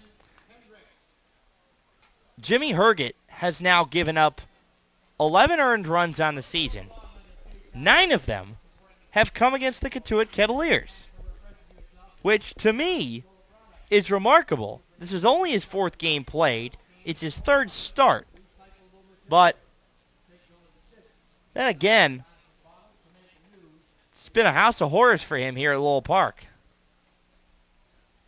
Entering the start today for Jimmy Herget, 6 of the 8 runs he's allowed have come against the Kettleers. Well, tonight, you can add even more to that. 9 of the 11 he's allowed have come against Cotuit. Very close to 90%. I'm glad you picked up on what I just said like a minute before. I'm just joshing you. He's Greg Moraz. I'm Brendan Glasheen. 2 outs in the bottom of the 3rd at Lowell Park. A tied score between Bourne and Cotuit. The Kettleers trailed 3-0 after the top of the 1st. They strike for 3 in this home half of the 3rd. Still more to play with. Hendricks the batter, with Fincher at second, Wiseman at first. Neither being held on. First pitch. Hendricks finds the right center field hole, except Bader in to make the catch. 5 steps to his left to retire the side. The Kettles get 3 to even the score with the Bravos. We've played 3 innings at Lowell Park. Cotuit 3, Bourne 3 on the Cape Cod Baseball League Network. Chatham Bars Inn is a leading sponsor of the Cape Cod Baseball League, celebrating its 100th anniversary, a Cape League sponsor for over 20 years. Today's broadcast is proudly sponsored in part by Curry College, located in Milton, Massachusetts. It offers undergraduate and graduate degrees. Today's broadcast is brought to you in part by iHealth Services, proud sponsor of the Cape League for 14 years. The The Kettleers and Katuitt Athletics Association want to welcome Bank of Cape Cod as a premium sponsor and member of the Executive Kettleers Club. Bank of Cape Cod is a locally owned and managed commercial and community bank. Today's broadcast is brought to you in part by Cape Cod Healthcare. Care where you need it, when you need it. The Kettleers and Katuitt Athletics Association want to welcome Bank of Cape Cod as a premium sponsor and member of the Executive Kettleers Club. Bank of Cape Cod is a locally owned and managed commercial and community bank. Today's broadcast is brought to you in part by Cape Cod Healthcare. Care where you need it, when you need it. Today's broadcast is proudly sponsored in part by Curry College, located in Milton, Massachusetts. It offers undergraduate and graduate degrees. Today's broadcast is brought to you in part by iHealth Services, proud sponsor of the Cape League for 14 years. Chatham Bars Inn is a leading sponsor of the Cape Cod Baseball League, celebrating its 100th anniversary. A Cape League sponsor for over 20 years. Today's broadcast is proudly sponsored in part by Curry College, located in Milton, Massachusetts. It offers undergraduate and graduate degrees. Today's broadcast is brought to you in part by Cape Cod Healthcare. Care where you need it, when you need it. The Kettleers and Katuitt Athletics Association want to welcome Bank of Cape Cod as a premium sponsor and member of the Executive Kettleers Club. Bank of Cape Cod is a locally owned and managed commercial and community bank. Top of the fourth at Lowell Park, Grayson Jones on for another inning of work. Bader, Sullivan, Whiting, 7, 8, 9 come up for the Bravos. First pitch off the helmet of Bader. He seems to be okay. He wanted to chuck his bat. Instead, he holds on to it. Now he chucks it to the right side, takes off his left shin guard. He's awfully frustrated because that must have hurt. That's the second hit by pitch in the helmet. Blake Davey just grazed the back of his helmet. That one was much harder, and Mike Roberts has seen enough, and once again, another start in which a Kettleer pitcher goes less than 5 innings. Pitching change on hand. Coach Roberts has seen enough from Grayson Jones. When we come back, a runner at first to start the top of the fourth. Score remains 3-3. Katuitt and Bourne on the Cape Cod Baseball League Network.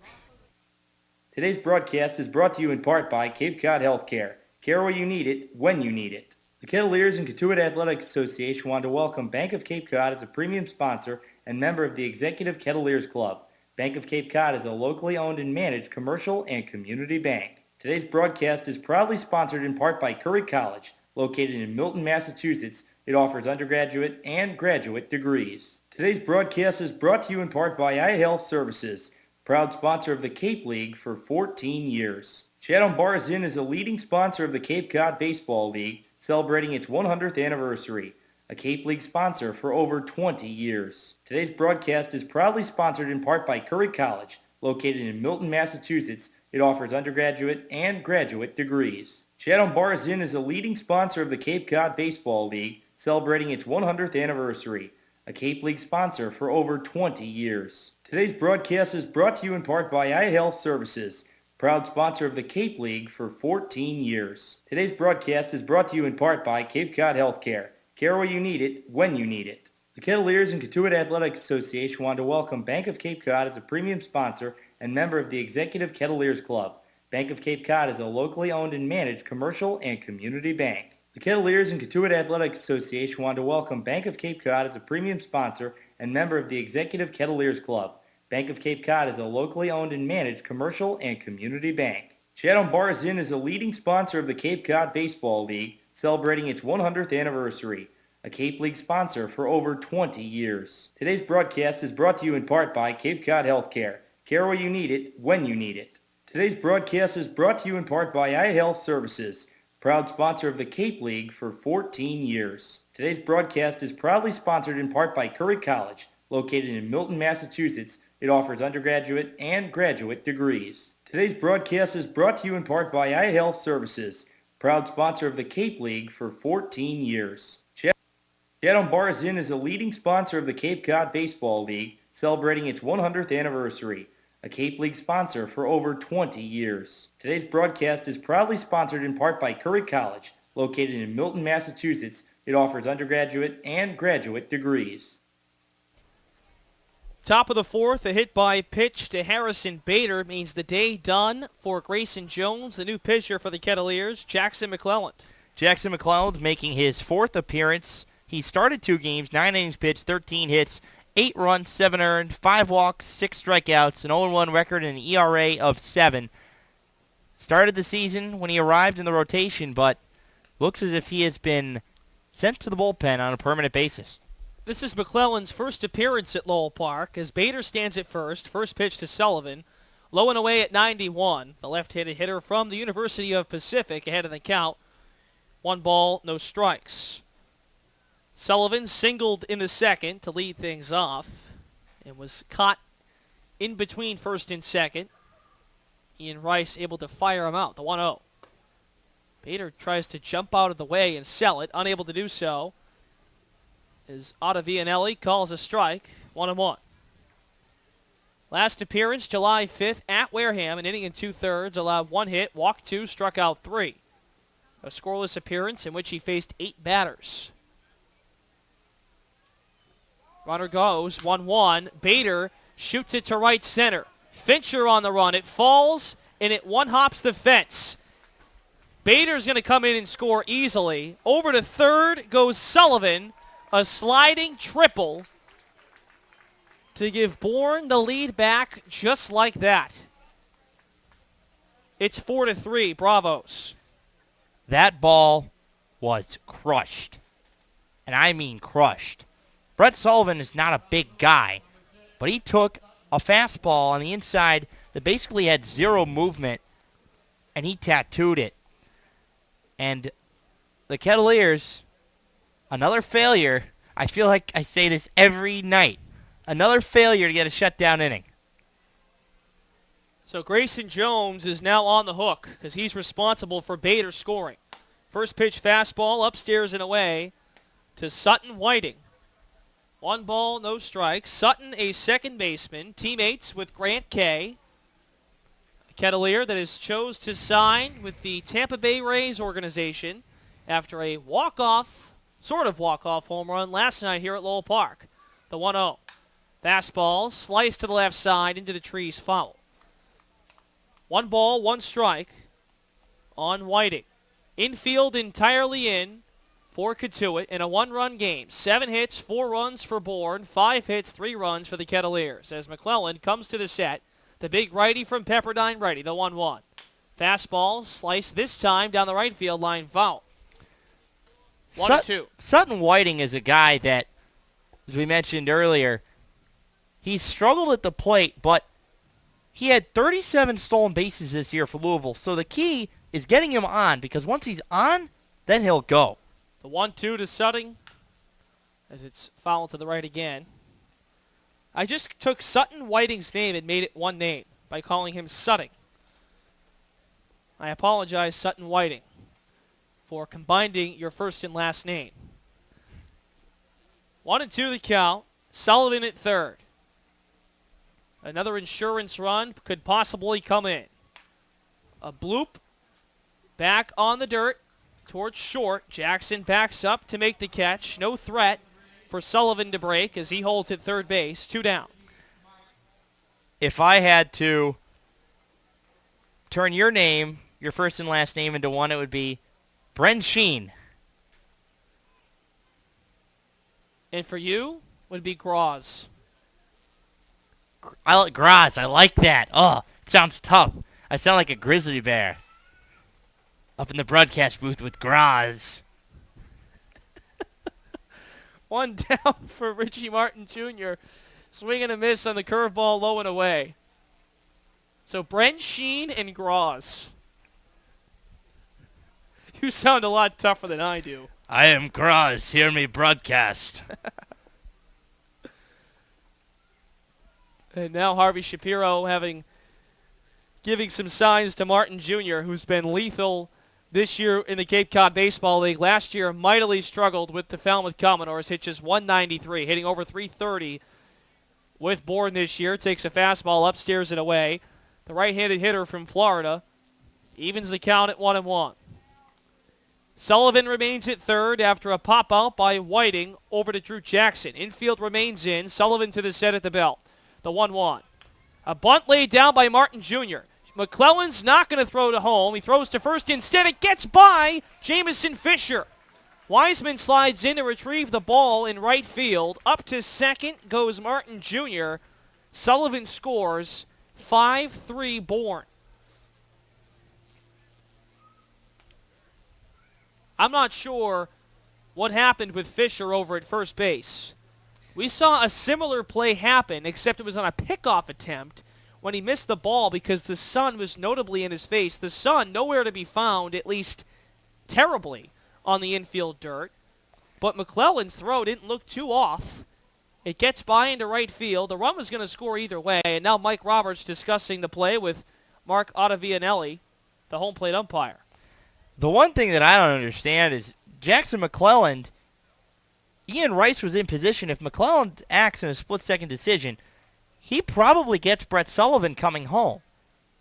I don't understand what Mike Roberts is arguing about because the throw got away from Jamison Fisher, and Richie Martin Jr. did exactly what he was supposed to do. Maybe he's pleading it should have been interference called on Martin Jr. That's maybe as to why Fisher doesn't make the catch. But the ball never hit Richie Martin Jr., and Richie Martin Jr. never hit Jamison Fisher. So I don't think this is very much of a case here. And on the bunt play, I understand your reasoning because the bunt was right out in front of home plate. It wasn't like it went down a certain baseline. It was out in front.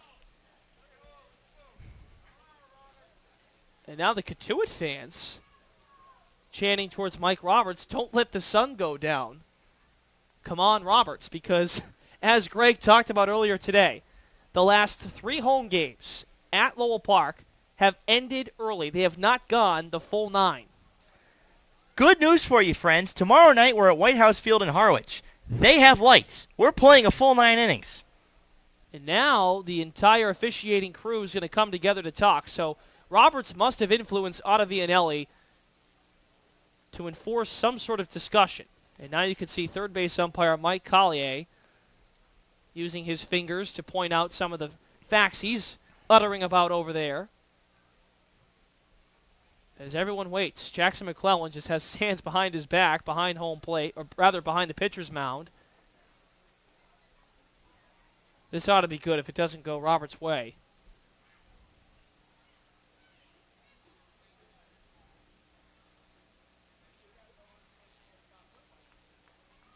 And Roberts receives the bad news from Ottavianelli. All he can do is just keep a stern face and put the mask back on. Runner at second with 1 out. Martin Jr. able to advance towards second base on a throw that gets away from Fisher. Brett Sullivan scored on the play, so it's 5-3 Braves with 1 out in the top of the 4th. Allemon, the batter. The left-hander lets the bat roll in his fingertips at the open stance. First pitch fastball at 89 on the outside corner. No balls, 1 strike.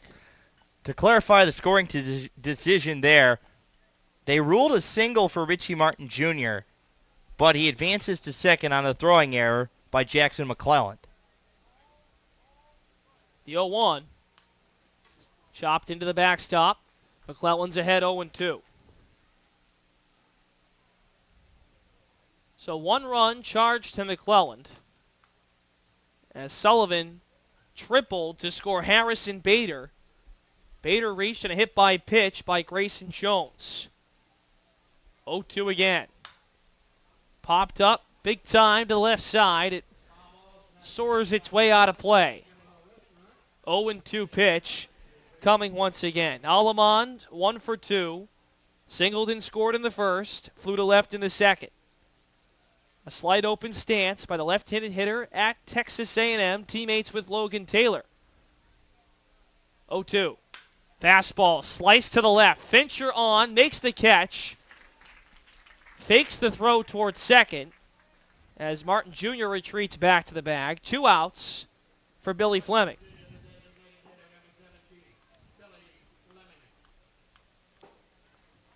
Fleming 0 for 1, walked and scored in the first, and struck out to begin the third. The Kettleers, in their last handful of games at Lowell Park, have struggled to let the game move itself along. McClellan's first pitch, a breaking ball outside. The count 1-0. 2 runs in the inning for Bourne. They scored 3 in the top of the first. Katuitt with 3 the last half inning. McClellan to the set. Gives Martin Jr. a look, the 1-0 offering. Curveball misses upstairs. Bell tie to Fleming, 2-0.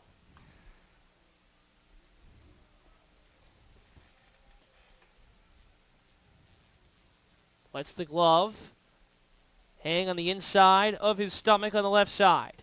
As Rice puts down the sign, McClellan holds at the belt.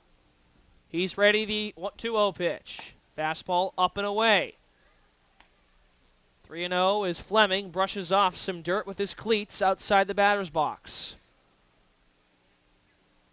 The Kettleers in Game 3 of a 3-game homestand today. Enjoying the home cooking. 3-0.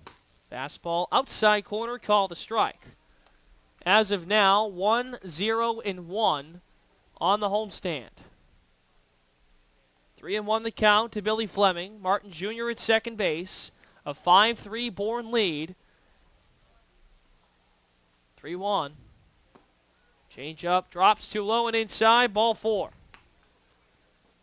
Another walk for Kettleer pitching. Fleming down to first base. Surprisingly, that's only the second walk of the night, but 2 hit by pitches, so the equivalent of 4 runners put on base through the first 3 2/3 without a ball being put in play. And when I say another walk, I'm referring to the last handful of games. Based on how this team has managed to put so many guys on via the free pass. Gavin Collins steps in. First pitch fastball up and away. McClellan is having a hard time commanding the zone. And now he calls Rice to come up to the mound and chat. 5 walks last night issued by the Kettleers, and I said that number on the air. 5 or less walks and they'll win the ball game. They won the ball game, but it only lasted 7 innings. So, that's the type of situation where you have to just tell your pitcher, just stare down the zone and find the zone.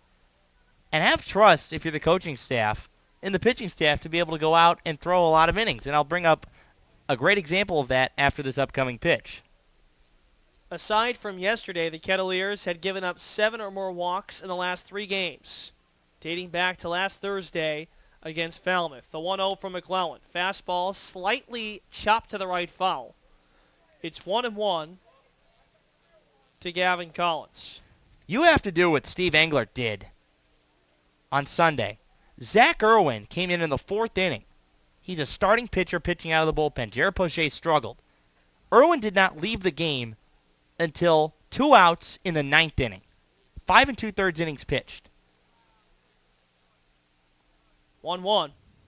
Collins, way late, swings through a sweeping breaker from McClellan. 2 balls, 1 strike. With 2 down in the 4th, 5-3 Braves on the Kettleers. A long half inning as the Bourne Bats will not go down without a fight. Very similar to the Commodores' approach that we saw yesterday. 2-1, low and away. Count moves to 3 balls, 1 strike.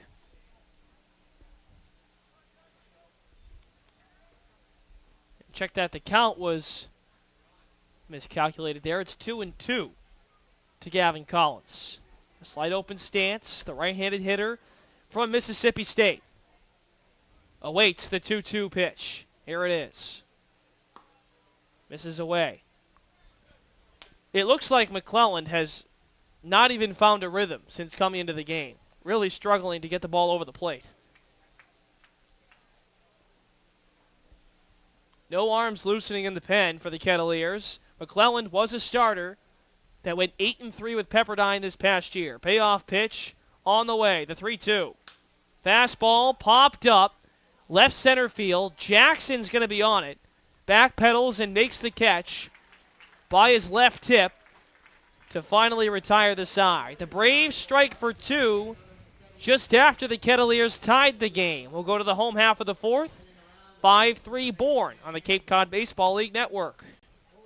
Chatham Bars Inn is a leading sponsor of the Cape Cod Baseball League, celebrating its 100th anniversary, a Cape League sponsor for over 20 years. Today's broadcast is brought to you in part by iHealth Services, proud sponsor of the Cape League for 14 years. Today's broadcast is proudly sponsored in part by Curry College, located in Milton, Massachusetts. It offers undergraduate and graduate degrees. Today's broadcast is brought to you in part by Cape Cod Healthcare. Care where you need it, when you need it. The Kettleers and Katuitt Athletic Association want to welcome Bank of Cape Cod as a premium sponsor and member of the Executive Kettleers Club. Bank of Cape Cod is a locally owned and managed commercial and community bank. Chatham Bars Inn is a leading sponsor of the Cape Cod Baseball League, celebrating its 100th anniversary, a Cape League sponsor for over 20 years. The Kettleers and Katuitt Athletic Association want to welcome Bank of Cape Cod as a premium sponsor and member of the Executive Kettleers Club.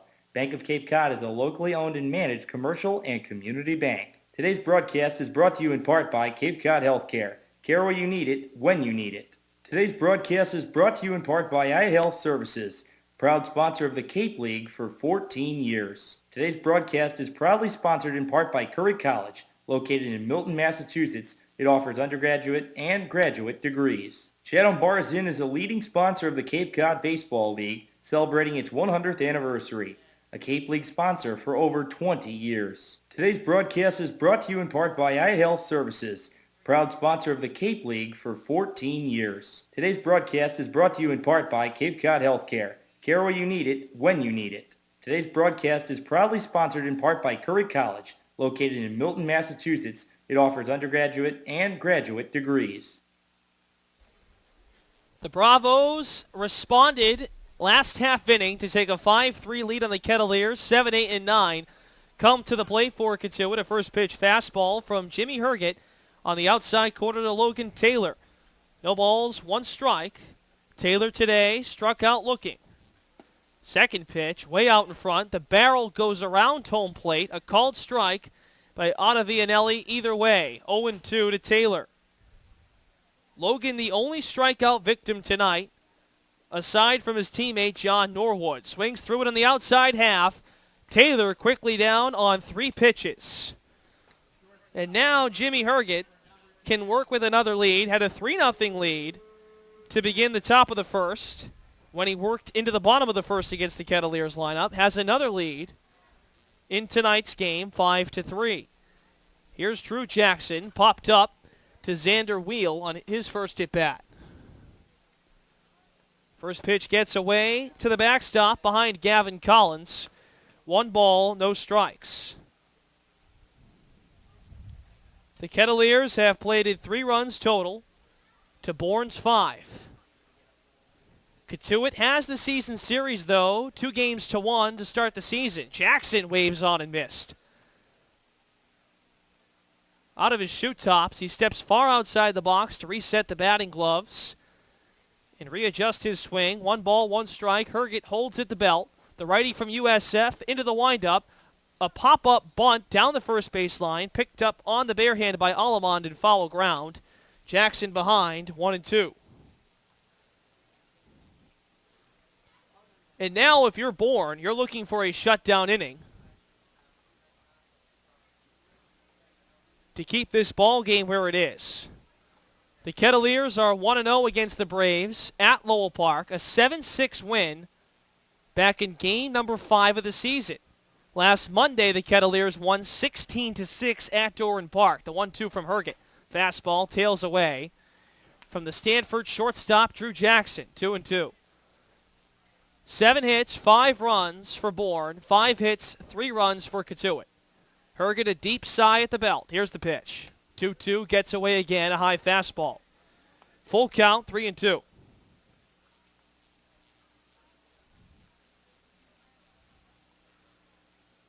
Jackson lets the bat waggle out in front of home plate, holds the hands close to the right shoulder.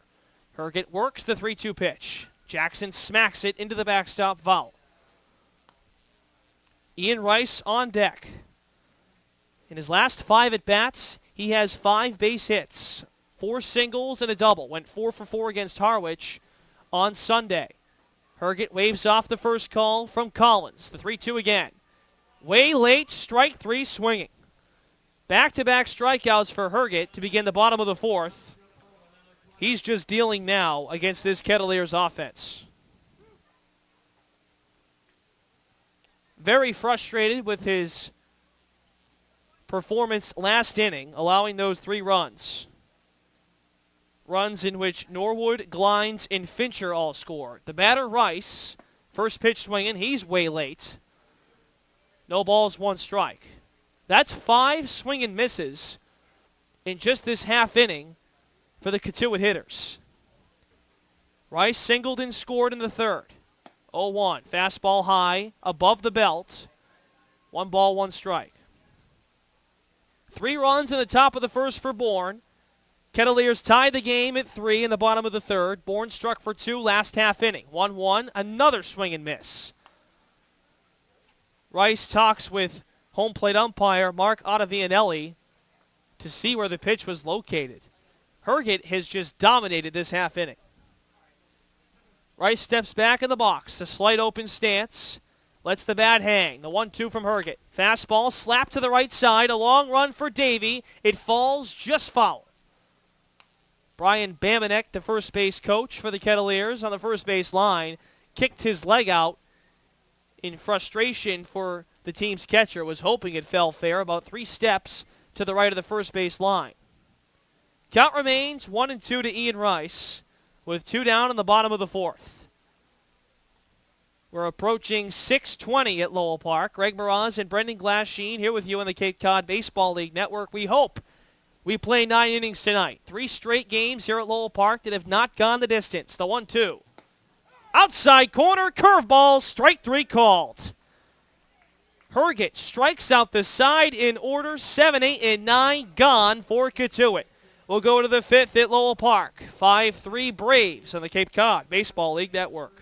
The Kettleers and Cotuit Athletic Association want to welcome Bank of Cape Cod as a premium sponsor and member of the Executive Kettleers Club. Bank of Cape Cod is a locally owned and managed commercial and community bank. Today's broadcast is brought to you in part by iHealth Services, proud sponsor of the Cape League for 14 years. Today's broadcast is proudly sponsored in part by Curry College, located in Milton, Massachusetts. It offers undergraduate and graduate degrees. Today's broadcast is brought to you in part by Cape Cod Healthcare. Care where you need it, when you need it. Chatham Bars Inn is a leading sponsor of the Cape Cod Baseball League, celebrating its 100th anniversary. A Cape League sponsor for over 20 years. Today's broadcast is brought to you in part by Cape Cod Healthcare. Care where you need it, when you need it. The Kettleers and Cotuit Athletic Association want to welcome Bank of Cape Cod as a premium sponsor and member of the Executive Kettleers Club. Bank of Cape Cod is a locally owned and managed commercial and community bank. Chatham Bars Inn is a leading sponsor of the Cape Cod Baseball League, celebrating its 100th anniversary. A Cape League sponsor for over 20 years. Today's broadcast is brought to you in part by iHealth Services, proud sponsor of the Cape League for 14 years. Today's broadcast is proudly sponsored in part by Curry College, located in Milton, Massachusetts. It offers undergraduate and graduate degrees. Today's broadcast is proudly sponsored in part by Curry College, located in Milton, Massachusetts. It offers undergraduate and graduate degrees. The Kettleers and Cotuit Athletic Association want to welcome Bank of Cape Cod as a premium sponsor and member of the Executive Kettleers Club. Bank of Cape Cod is a locally owned and managed commercial and community bank. Chatham Bars Inn is a leading sponsor of the Cape Cod Baseball League, celebrating its 100th anniversary. A Cape League sponsor for over 20 years. 5, 6, and 7 due up for the Bourne Braves against Jackson McClelland. Blake Davey, the right fielder from UConn, steps to the plate. Drove in 2 runs back in the first. A 2 RBI single, got hit by a pitch, and was thrown out at home plate in the third. First pitch swinging, hits it right to Brendan Hendricks at third. He picks it up, fires across. 1 pitch, 1 out. Davey retired for the first time today. Brings up Xander Wheel. Wheel reached on a fielder's choice. Had an RBI in the first. Doubled back in the third. Would have driven in Blake Davey, but Davey was thrown out at the plate on an 8-4-2 relay from Fincher to Logan Taylor to Ian Rice. The Vanderbilt first baseman.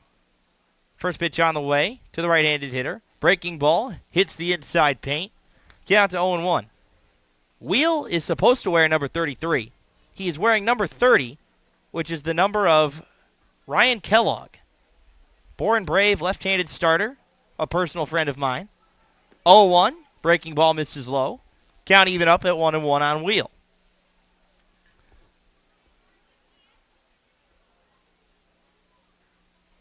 Hendricks in on the grass at third. Rest of the infield back. 1-1. Change up misses low and away. Count to 2-1. This is a situation where Jackson McClelland, you have to go out there and say, you're going 3, at least 4. Just let him throw. 2-1 on the way to Xander Wheel. Fastball misses high and in. 3-1 the count. On wheel, on deck, Harrison Bader, the center fielder from Florida. Shadows are starting to creep in over the field here at Lowell Park. Wine kicking the 3-1 on the way. Breaking ball. Check swing. Strike 2. Full count to Xander Wheel.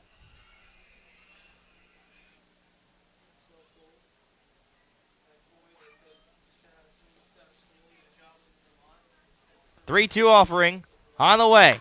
Hit high and deep to left field. Going back on it, Jackson glides. He's at the wall, leaps and makes the catch. He reaches over the fence and brings the ball back in.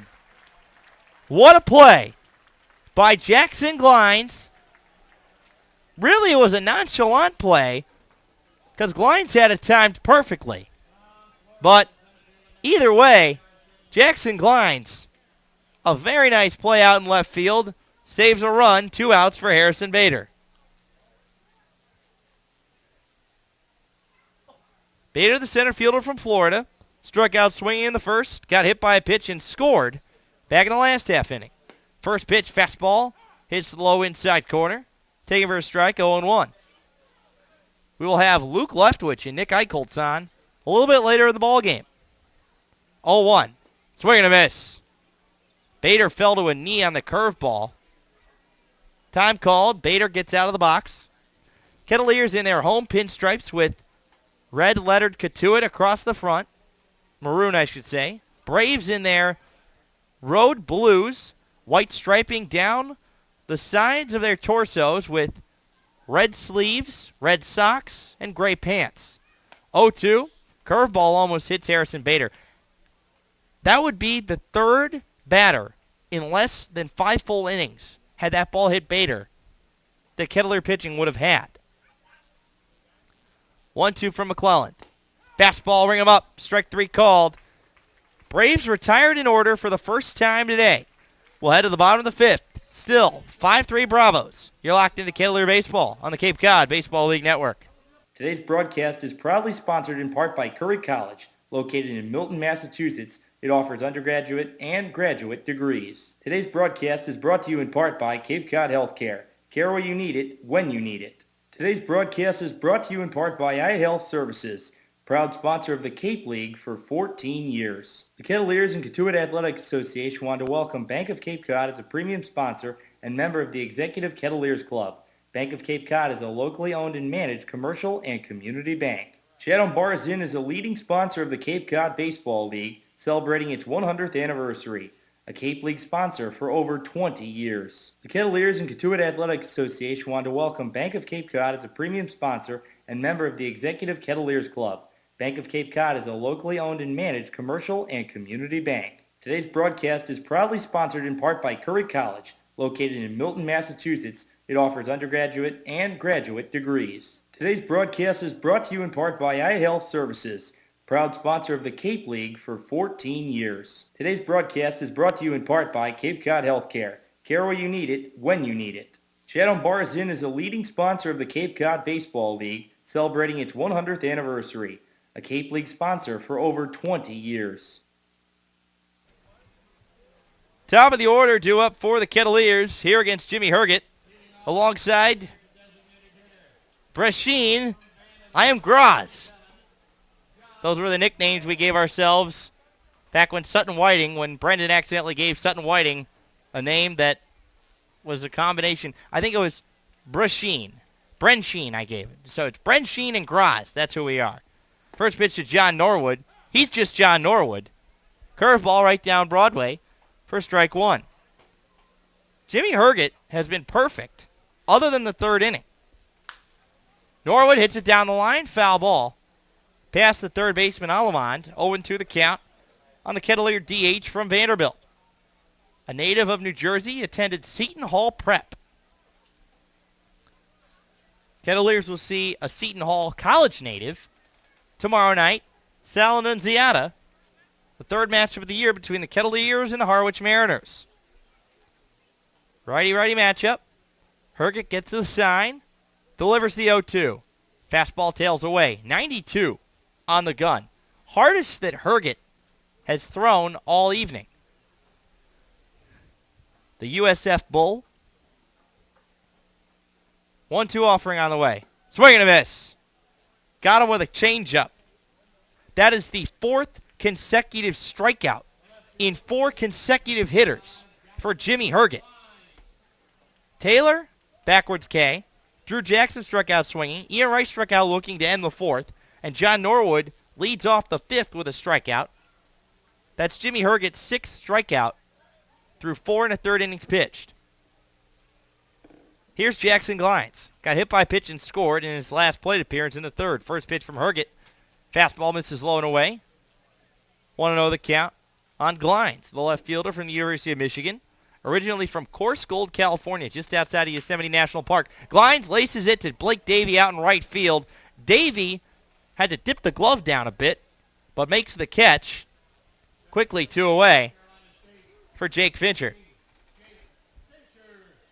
Fincher drove in a run back in the third. And he also singled in the first, 2 for 2. 8th consecutive game that Jake Fincher has reached base at least twice. Fincher shows bunt, pulls back. Fastball misses high and in for ball 1. Make sure you join us tomorrow, friends. Kettleers warm-up hits the air at 6:40 out at White House Field in Harwich. Swing and a miss. Cut through a fastball. Count to 1-1. Kettleers will have a 2-game road trip. They'll travel back to Arnie Allen Diamond in Falmouth on Friday after an off day Thursday to face off against the Falmouth Commodores for the 3rd time in a week. 1-1 fastball misses high. Kettleers will then come home on Saturday for a 2-game homestand against the Wareham Gatemen and the YD Red Sox. And then we'll travel out to Eldridge Park in Orleans for the first road game against the Orleans Firebirds this year. 2-1, breaking ball, hits the middle of the zone. 2s across the board, 2 balls, 2 strikes, 2 outs. Braves have 5 runs on 7 hits. They've committed no errors. Kettleers have 3 runs on 5 hits. They've committed 1 error. 2-2, swing and a miss. Make that 7 strikeouts for Jimmy Herget. 5 of them coming in the last 2 innings. We're through 5 at Lowell Park. The answer to your Kettleers trivia question coming up in the next half inning. Keep it locked right here. The Kettleers and Katuitt Athletic Association want to welcome Bank of Cape Cod as a premium sponsor and member of the Executive Kettleers Club. Bank of Cape Cod is a locally owned and managed commercial and community bank. Today's broadcast is brought to you in part by iHealth Services, proud sponsor of the Cape League for 14 years. Today's broadcast is proudly sponsored in part by Curry College, located in Milton, Massachusetts. It offers undergraduate and graduate degrees. Chatham Bars Inn is a leading sponsor of the Cape Cod Baseball League, celebrating its 100th anniversary, a Cape League sponsor for over 20 years. Today's broadcast is brought to you in part by Cape Cod Healthcare. Care where you need it, when you need it. Today's broadcast is proudly sponsored in part by Curry College, located in Milton, Massachusetts. It offers undergraduate and graduate degrees. The Kettleers and Katuitt Athletic Association want to welcome Bank of Cape Cod as a premium sponsor and member of the Executive Kettleers Club. Bank of Cape Cod is a locally owned and managed commercial and community bank. Today's broadcast is brought to you in part by iHealth Services, proud sponsor of the Cape League for 14 years. Today's broadcast is brought to you in part by Cape Cod Healthcare.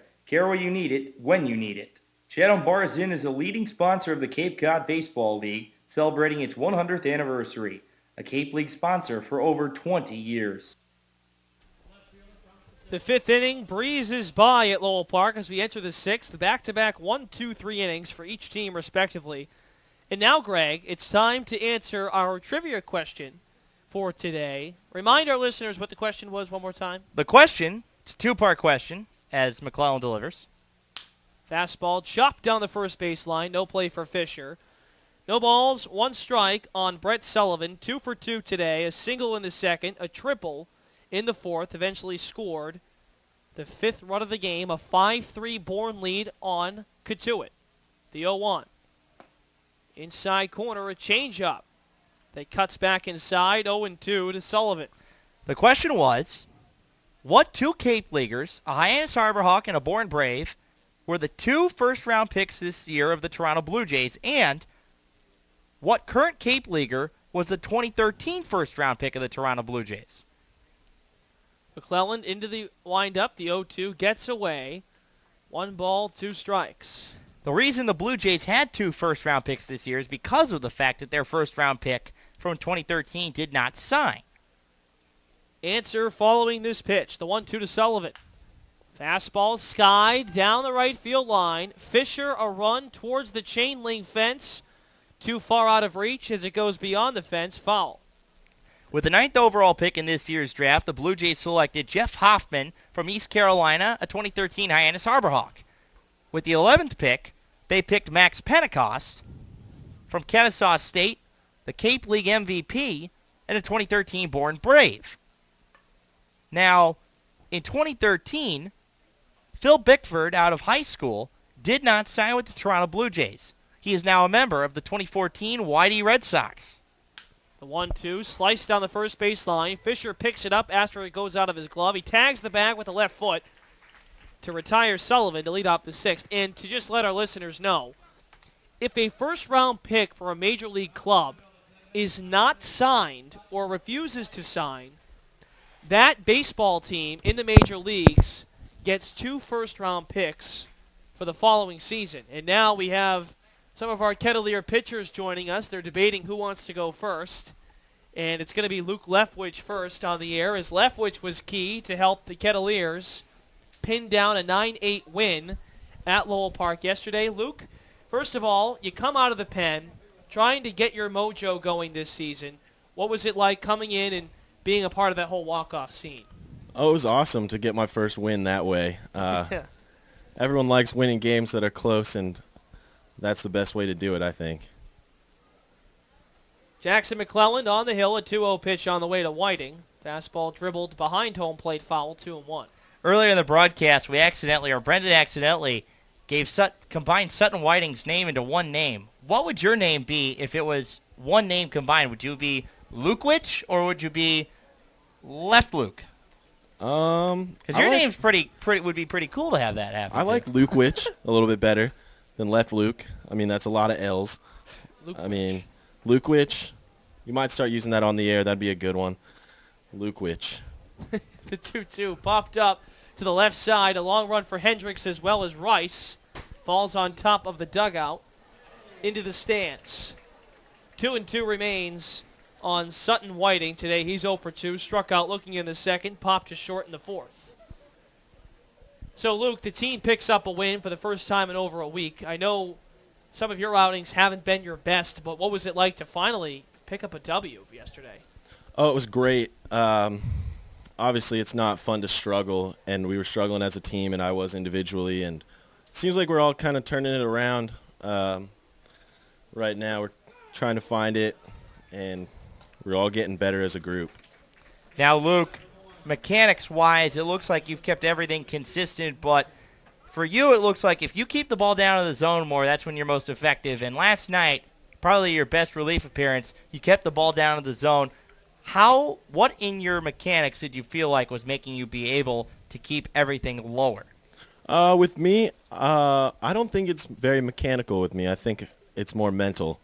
I've kind of been in my own head too much, and I've been trying to clear it out, and it's been working because I've had a couple good outings in a row now, so hopefully I can keep that up. McClelland strikes out Sutton Whiting. Now he's ahead 0-2 on Richie Martin Jr. Luke, do you follow basketball at all? A little bit. I wouldn't say it's my favorite sport, but... Well, a lot of rumors as NBA free agency has hit. There's been rumors that LeBron James might go to the Phoenix Suns. Now, you're from Phoenix. I don't know if you root for the Suns. I do. I'm a Suns fan. You're a big Suns fan. They missed the playoffs after a great year. What would it be like if LBJ went to the Suns? Not 1, not 2, not 3, not 4, not 5. I'm going 6 NBA titles. 1-2 outside to Martin Jr. Wow, so you're going to let this, you really like this whole decision thing. You like the decision 2.0 coming to Phoenix. I would love it. Obviously, he's the best player in basketball, so. I couldn't help but ask, given that you're from Phoenix, and I figured, well, he's got to be a Suns fan. The chance that LeBron James goes to the Suns, he might go back to Cleveland, he could go back to Miami, but the Suns, I saw that, they said, the Phoenix Suns, but a young little roster. I'll go to Syracuse, so they just drafted Tyler Ennis. Yes, they did. He's a good player. I go to Northwestern. They've never had an NBA player drafted. 3-2. Neither is Wofford, so we're right there with you. Martin Jr. stays alive. They count 3-2. 2 outs in the top of the sixth. A 5-3 Bourne lead on the Kettleers. Katuitt tries to take its third game out of 4 against Bourne to start the season. 3-2 from McClelland. Change up. Loop to the left, foul. Well, Luke, we appreciate having you on as we're going to bring on, and I'm trying to think of this new nickname thing, Nykoltz. It sounds like an energy drink. It it sounds pretty darn cool. Nykoltz. What do you think of that, Nick? Well, that's pretty cool. I couldn't have thought anything better than that, to be honest. So that is your name here. You are now Nykoltz. Martin Jr. shoots it to the right side. He's red hot. Rounds first as it one bounces the wall. He's into second with a double. Richie Martin Jr. making a case for a comeback Cape League Player of the Year the way he's playing today. His third hit, he's on again. He's living La Vida Loca. What would Richie Martin Jr.'s name be in one name? Would it be Rarton? Richarton? Who knows? Marchie. Marchie. You got to go last name first. So Nick Eichholz is now joining us. Nykoltz. Not Nykoltz, sorry. We're doing this whole combine the first and last name thing here. So Nykoltz is on the air with us, and is now the ball shot towards first. Fisher picks it up and tags the back. We'll keep it here, though, with Nick Eichholz. You got the start in yesterday's game, and a situation where you ran yourself into some trouble after getting some run support. What was it that maybe made yesterday difficult for you? Just location of pitches and pitching above the belt for me. I was struggling finding my changeup. Everything was moving outside on me. I couldn't find that release point right there, but I'm going to get a start here pretty soon again, and I'll capitalize on that, and I'll come back just as strong. How do you, as a pitcher, become efficient? Because we've seen a lot of guys this year for the Kettleers have high pitch counts. You had a high pitch count yesterday, which is why you did not go as far as you did. What is the key for you to be able to keep your pitch count at, they say that your best average is to average 12.5 pitches per inning as a starting pitcher. How do you get to that number? Just repetition of my mechanics. For me, I know Luke said it wasn't mechanics for him. For me, it's my mechanics. Just repeating it. And if I repeat it, I'm in good shape. Now, again, based on yesterday's game, you guys still found a way to win the game. What has it been like, and maybe we should have asked Luke the same question, but what's it been like watching this offense? Because, quite frankly, I hate to put it this way, they've bailed out this staff a lot this year. And to see a game like yesterday, Grant Case signs with the Rays but hits a walk-off home run, what do you have to say about your offense and how they've been able to pick you guys up? Oh, they're unbelievable. We got a couple guys that are just absolute mashers, and sitting and watching them hit, it's actually pretty fun to do. And it was tough to lose Grant because he was a good kid and a great baseball player, but we got a bunch of new kids like Rhett. He's a good kid too. Rhett Wiseman to lead off the last half of the sixth inning. Jimmy Herget back on the mound for Bourne. Wiseman today 0 for 2. First pitch swinging over to first base. Wheel picks it up, flips to Herget covering to record out number 1 in the sixth. Speaking of Wiseman and John Norwood and Xander Wheel for the Bourne Braves, what's it like to play now with two guys who can call themselves national champions? I'm a little jealous, I wish I was in that position. But no, they all said it was awesome, the best environment possible. Travis Duke, who's one of my close buddies, he told me that pitching in the College World Series was the coolest thing he's ever experienced. So hopefully next year at Alabama we'll be able to, experience that. Same spot, except this time Wheel takes it himself, 3 unassisted. So Wiseman and Fisher down on ground outs down to Wheel at first base. And now it brings up Brendan Hendricks. Well, Nick, we appreciate your time, as well as Luke coming up in the booth to chat with us. Luke Leftwich and Greg, remind me the nicknames again. Lukewich and Nykoltz. Learn about it. Get used to it. Lukewich and Nykoltz joining us in the broadcast booth in the 6th inning here at Lowell Park. Thanks, Thank you. guys. Appreciate it. Thank you. Awesome. So we always appreciate the raffle ticket pitchers to come up in the booth and join the broadcast team as Axel Bowata keeps the conversation going with the lonesome pitcher that is not on the air. Brendan Hendricks bats with 2 down in the 6th, 5-3 Bourne. The Kettleers still in this game, but a fastball up and away. 1-2 to Brendan Hendricks. He's 0 for 2. A ground out to second, a fly ball to center field that retired the last of the 3rd inning. 1-2. Hendricks, a looper to right field. A long run for Davey. Slides, and he drops the ball. A long run for Davey from right field was towards the patch that's stationed just to the left of the right field line here at Lowell Park. CMA scored that one a hit for Hendricks. Blake Davey is not a right fielder. He's played first base in each of the first 3 games. And with the arrival of Xander Wheel, there's really nowhere to put him. So he has to go out to right field. He doesn't look comfortable there. He's not fast enough to play there. Tying run at the plate, and it's bunted down the first baseline, foul by Logan Taylor. Taylor 0 for 2, a pair of strikeouts, gone down looking on both. Jimmy Herget's line to date thus far, 5 2/3 innings pitched. He's allowed 6 hits after the Hendricks blooper to right field.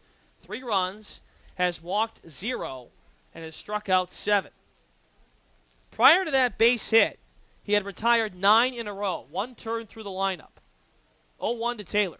Fastball high, about chest level, as Collins jumps out of the crouch and retrieves it. 1-1. Kettleers could use a big hit from Logan, who's been lethal with 2 outs and runners on. 10 of his 13 RBIs come in those situations. Fastball tails away, 2 balls, 1 strike. Infield back, notably, Allemond. Usually the third baseman creeping in on the grass. He's well behind the third base bag. Outfield also straight away. Collins gives Herget the sign. He's at the belt, the 2-1. Skied to the right, out of play. 2-2 to Logan Taylor. That was a fun little interview with Luke Leftwich and Nick Eichholz. I liked Leftwich's answer when I asked him about LeBron James going to the Phoenix Suns. He sounded just like LeBron after he signed with the Miami Heat. 2-2. Taylor doesn't budge. Curveball misses outside. Not 5, not 6, not 7, but 3 balls and 2 strikes. Nykoltz, though. That just sounds like a tough nickname. Like a launching pad. Just like Graz. I'm leaving from the Nykoltz. 3-2 to Taylor, 2 down. Hendricks will be off on the pitch. Here he goes, 3-2. Fastball, waves away, ball 4. The Kettleers in business with 2 down. Hendricks at second, Taylor at first for Drew Jackson. The go-ahead run at home plate, and now Harvey Shapiro out to the pitcher's mound to potentially make a swap for Herget. What do you think he does here? Does he stay in the game or does he take him out? He's got both of his hands on the shoulders of Gavin Collins and Jimmy Herget. I look at it this way. Drew Jackson's 0 for 2. Drew Jackson has not been at his best at the plate. I would leave Herget in for Drew Jackson, but Ian Rice, I think if it gets to Ian Rice, he's gone. Whether Jackson gets out or not, this will be Jimmy Herget's last batter. Drew Jackson is 2 for his last 21. That's a clip of .090. He has struggled big time at the plate. In his last 10 games,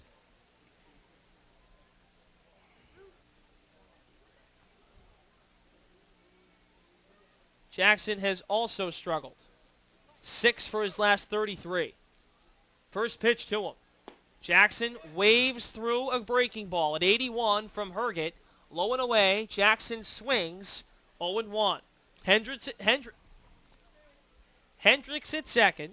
Taylor at first with 2 down in the bottom of the 6th. 5-3 Bourne. The tying run at first in Taylor. 0-1. Jackson takes a fastball this time. It's called a strike by Alta Vianelli. 0-2. Now, how could you make his name into one name? Mata Vianelli? Marco Vianelli? Oh, the possibilities. 0-2. Jackson strikes out on 3 pitches, just as he did in the 4th. 8th strikeout for Jimmy Herget. The USF Bull just bulldozed through 6 strong here at Lowell Park. We'll go to the 7th. 5-3 Bourne on the Cape Cod Baseball League Network.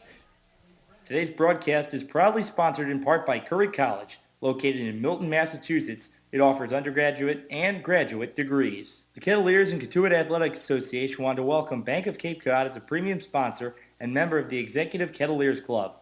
Bank of Cape Cod is a locally owned and managed commercial and community bank. Today's broadcast is brought to you in part by Cape Cod Healthcare. Care where you need it, when you need it. Today's broadcast is brought to you in part by iHealth Services, proud sponsor of the Cape League for 14 years. Chatham Bars Inn is a leading sponsor of the Cape Cod Baseball League, celebrating its 100th anniversary, a Cape League sponsor for over 20 years. Chatham Bars Inn is a leading sponsor of the Cape Cod Baseball League, celebrating its 100th anniversary, a Cape League sponsor for over 20 years. Today's broadcast is brought to you in part by Cape Cod Healthcare. Care where you need it, when you need it. Today's broadcast is proudly sponsored in part by Curry College, located in Milton, Massachusetts. It offers undergraduate and graduate degrees. The Kettleers and Katuitt Athletic Association want to welcome Bank of Cape Cod as a premium sponsor and member of the Executive Kettleers Club. Bank of Cape Cod is a locally owned and managed commercial and community bank. Today's broadcast is brought to you in part by iHealth Services, proud sponsor of the Cape League for 14 years. The Kettleers and Katuitt Athletic Association want to welcome Bank of Cape Cod as a premium sponsor and member of the Executive Kettleers Club.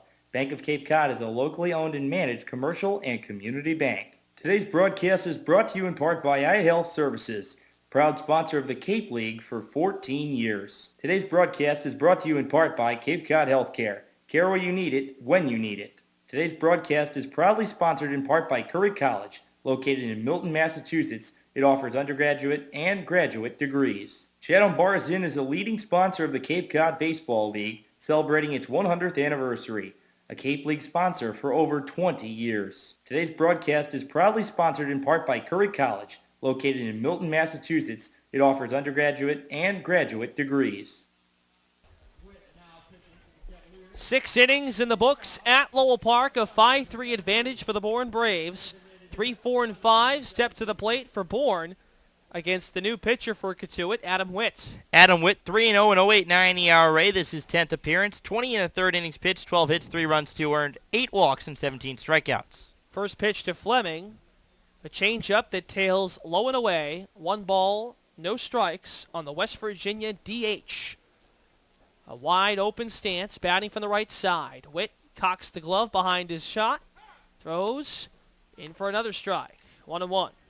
Witt has given up a run in each of his last 2 appearances prior to tonight's ball game. He gave up no runs in his first 7. He's to the set, 1-1. Nubber to the right side. A run for Fisher. It loops foul. About 3 inches to the right field line. It's now time for a Coca-Cola of Cape Cod scoreboard update.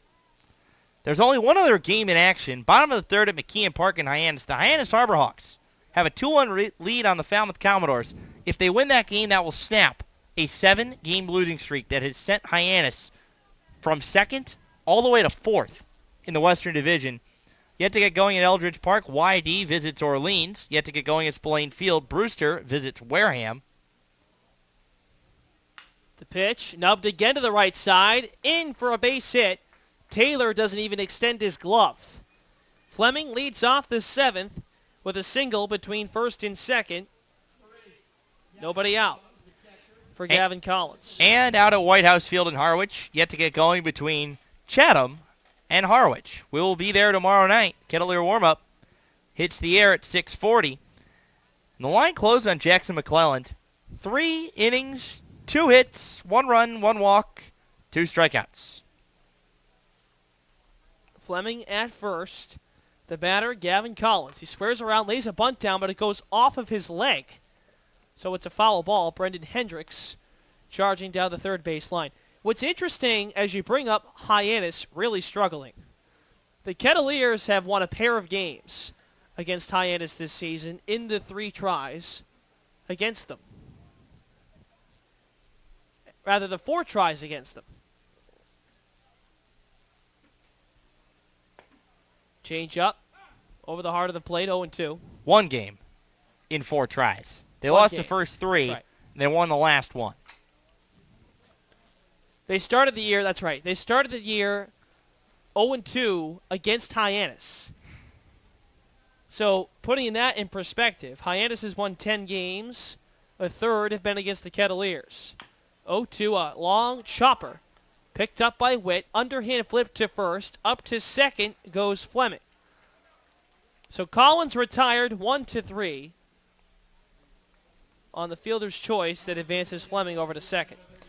And here's the interesting trend in the Kettleers season is that they've only beaten Hyannis once in 4 tries, and Hyannis has basically hit the tank since that loss to the Kettleers. Wareham comes in on Saturday. They've won 7 games the whole year, 3 of them against Katuitt. The Kettleers are 3-8 against the Western Division. 2 wins against Bourne, who is here today, and 1 against Hyannis, as Greg just said. Another number to the first base line. Fisher bobbles it a couple of times. Witt covers the flip in time to record the out. Down to third, Fleming. Back-to-back groundouts get Fleming 90 feet away to plate another run for Bourne. This is a big situation for Katuitt because you want to keep this lead for the Braves where it is at 5-3.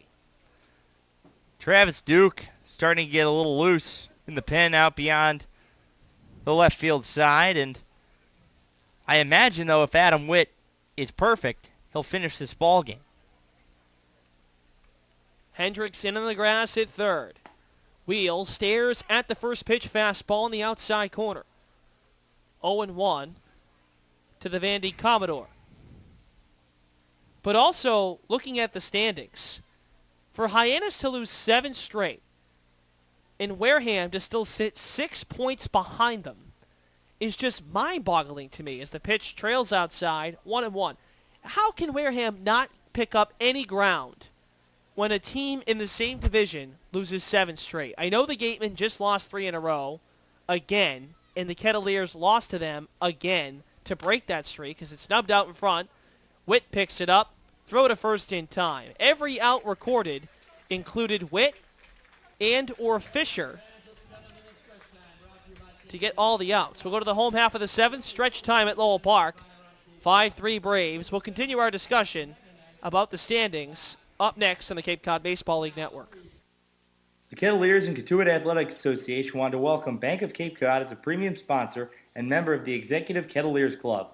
Bank of Cape Cod is a locally owned and managed commercial and community bank. Today's broadcast is brought to you in part by iHealth Services, proud sponsor of the Cape League for 14 years. Chatham Bars Inn is a leading sponsor of the Cape Cod Baseball League, celebrating its 100th anniversary. A Cape League sponsor for over 20 years. Today's broadcast is brought to you in part by Cape Cod Healthcare. Care where you need it, when you need it. Today's broadcast is proudly sponsored in part by Curry College, located in Milton, Massachusetts. It offers undergraduate and graduate degrees. Chatham Bars Inn is a leading sponsor of the Cape Cod Baseball League, celebrating its 100th anniversary. A Cape League sponsor for over 20 years. Today's broadcast is proudly sponsored in part by Curry College, located in Milton, Massachusetts. It offers undergraduate and graduate degrees. The Kettleers and Katuitt Athletic Association want to welcome Bank of Cape Cod as a premium sponsor and member of the Executive Kettleers Club.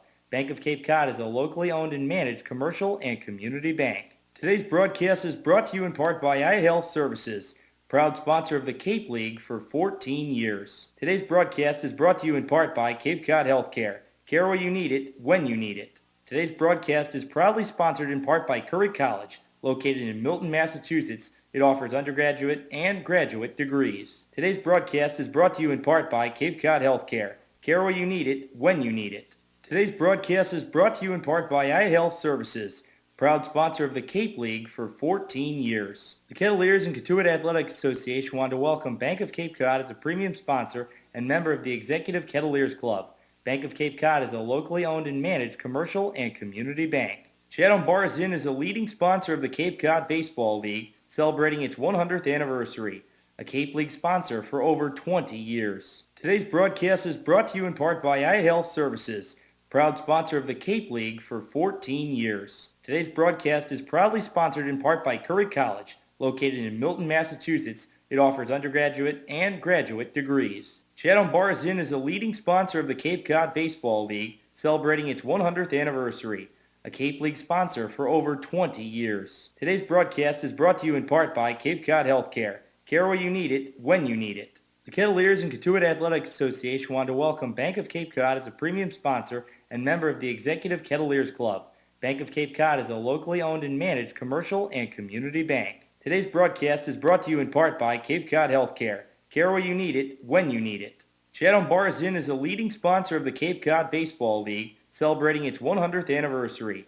a Cape League sponsor for over 20 years. The Kettleers and Katuitt Athletics Association want to welcome Bank of Cape Cod as a premium sponsor and member of the Executive Kettleers Club. Bank of Cape Cod is a locally owned and managed commercial and community bank. Today's broadcast is brought to you in part by iHealth Services, proud sponsor of the Cape League for 14 years. Today's broadcast is proudly sponsored in part by Curry College, located in Milton, Massachusetts. It offers undergraduate and graduate degrees. Today's broadcast is proudly sponsored in part by Curry College, located in Milton, Massachusetts. It offers undergraduate and graduate degrees. Today's broadcast is brought to you in part by iHealth Services, proud sponsor of the Cape League for 14 years. Jimmy Herget's day done for the Bourne Braves. Goes the first 6, allows 3 runs on 6 hits. The new pitcher for Bourne to try and close this 5-3 lead for the Kettleers, rather for the Braves, Dylan Nelson. Dylan Nelson, a 1-1 record, a 1.39 ERA. This is his 6th appearance, 13 innings pitched, 12 hits, 3 runs, 2 earned. Ian Rice looks at a fastball at 89 that pops the glove on the outside corner. No balls, 1 strike. 5 walks and 10 strikeouts. 0-1 pitch, the herky-jerky windup. Misses outside on the 0-1. It's 1-1. Last appearance back on July 5th. At YD went 2 innings, allowed 2 hits, walked 1 and struck out 1, faced 8 batters. The 1-1 to Rice. Fastball upstairs and away. 2-1. To go back to our discussion of the divisions, and I mean, I'm looking at the standings. Bourne is 5 points up on Falmouth. They're 15-8. Possibly could go to 16-8 with a win today. 2-1 pitch to Rice. This time the fastball catches the corner on the outer half. 2-2 to Rice. Today, Ian Rice, 1 for 2. Singled and scored in the 3rd. Struck out looking in the 4th. 2-2. Looks at a change-up low at 78. The count runs full. Hyannis has gone 1-9 in their last 10. They're a point behind the Kettleers. Kettleers have 21 points. Harbor Hawks have 20. Payoff pitch to Ian Rice. Fastball popped up. Only a few steps to the right for Davey. He makes the catch with his sunglasses on to shade the sun. 1 down in the bottom of the 7th. You know, you bring that up, and I said it to you off the air, but 2 things strike, in my opinion. Number 1, the fact that Wareham is still 7-16, 3 of their wins coming against the Kettleers, and they couldn't make up any more ground than being just 6 points out, disturbs me. And number 2, the fact that Hyannis has slid has given teams like Falmouth and Katuitt that are off to slow starts a chance to compete. As the fastball catches the outside corner, a steady diet of Nelson fastballs, not Nelson cookies.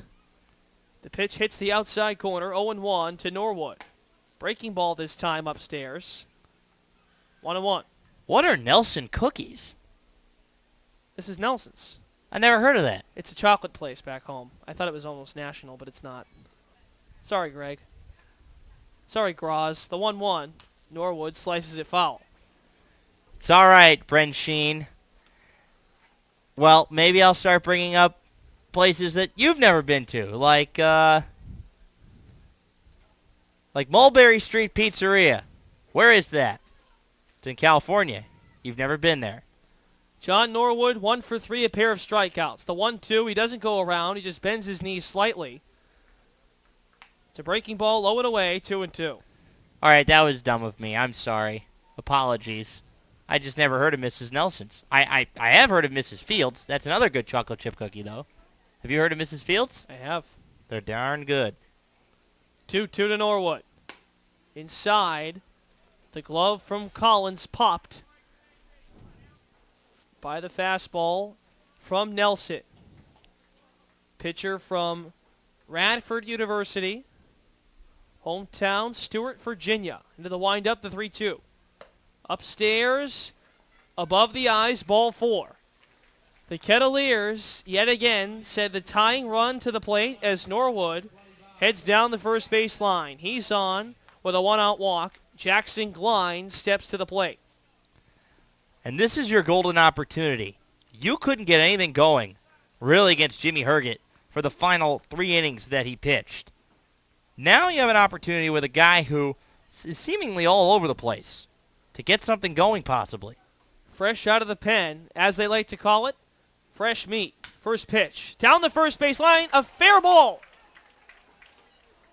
And wait a minute. Nope, they're going to call a foul ball. And here comes Mike Roberts to argue. That, again. I think that's a fair ball. That's a close call there. Norwood walks slowly back to first. Roberts is going to start his discussion with Mark Ottavianelli, the home plate umpire. The ball was hit right by Wheel because he's holding Norwood on. Axel Bawada, our video productions guy, letting us know that he sees the replay based on the YouTube stream that plays late, said it went fair. Wheel had a pop out of the way, so didn't the first base umpire, Rob Wilson. Now he's talking with Mike Roberts at first base. The problem is because the runner went back to first, you can't reverse this call. This call is not reversible because Norwood came back to first. There's no determination as to what the ball would have done, so you can't reverse the call. And not a good call by Rob Wilson, the first base umpire.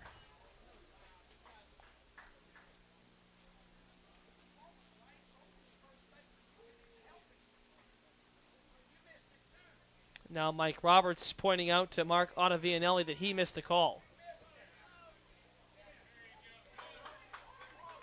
And the Katuitt fan base with some clapping from the Slotnick family grandstands, the newly built grandstands at Lowell Park we always like to refer to.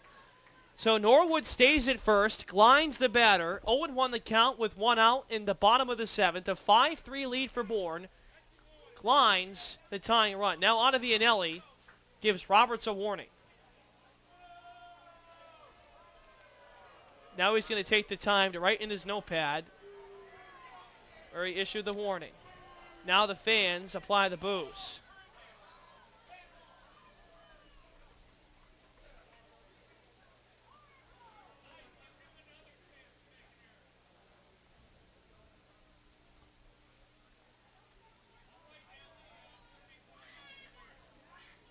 Norwood at first.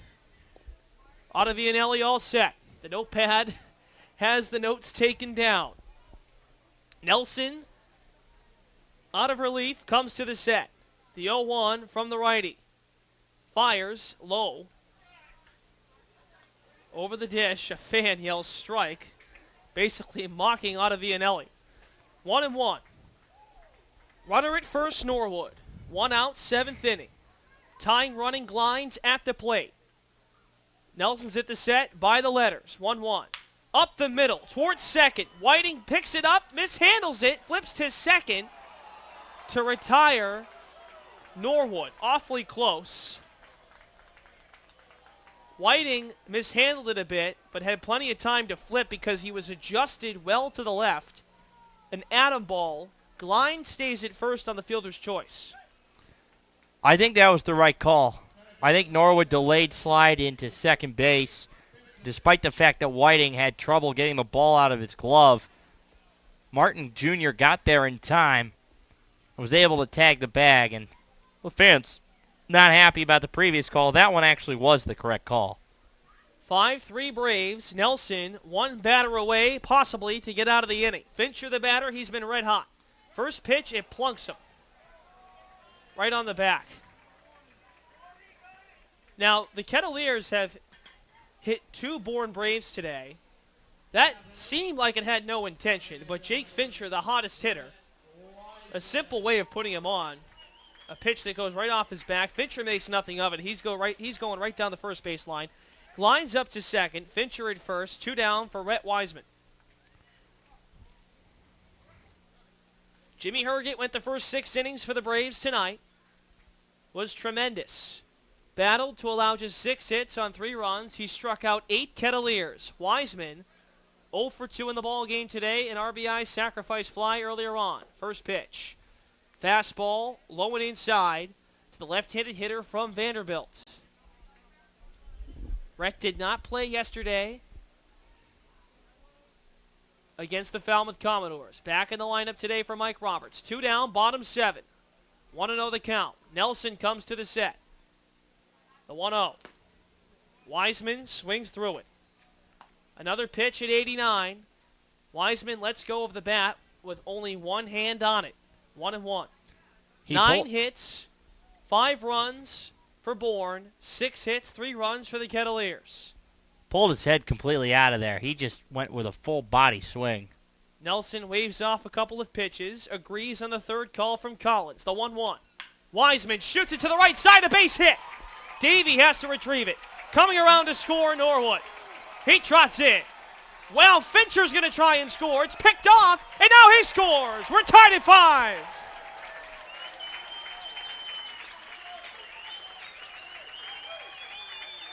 Wiseman up to second. Kettleers 5, Braves 5. Blake Davey. I mean, that man is so far out of position.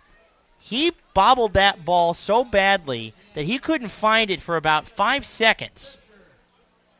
I think they'll credit that a 1 RBI, and Fincher scores on the error. Defense, once again, coming back to bite teams in the last 2 ball games that the Kettleers have played in, but what a clutch hit by Rhett Wiseman. The ball tailed so much to the right side that Davey had to banana cut it in right field. Wiseman leads from second. He's the go-ahead run. Jamison Fisher, the batter, and he calls time. Now Nelson steps off the mound. He stares at Wiseman as he leads a few steps behind the second base bag, 5 steps to the left. Comes to the set at the belt. Looks down towards the dirt. The pitch, a breaking ball. Bends in for the leadoff strike of this at-bat. 0-1 to Fisher. He's 1 for 3 today. Grounded to second in the second inning. Singled in the third. Grounded to first in the 6th. Holds the bat out in front. Nelson lets the glove lean on his thigh. Comes to the set, even with the letters. Looks at Wiseman. Another look. The 0-1. Slice to the left, foul. 0-2 on Fisher.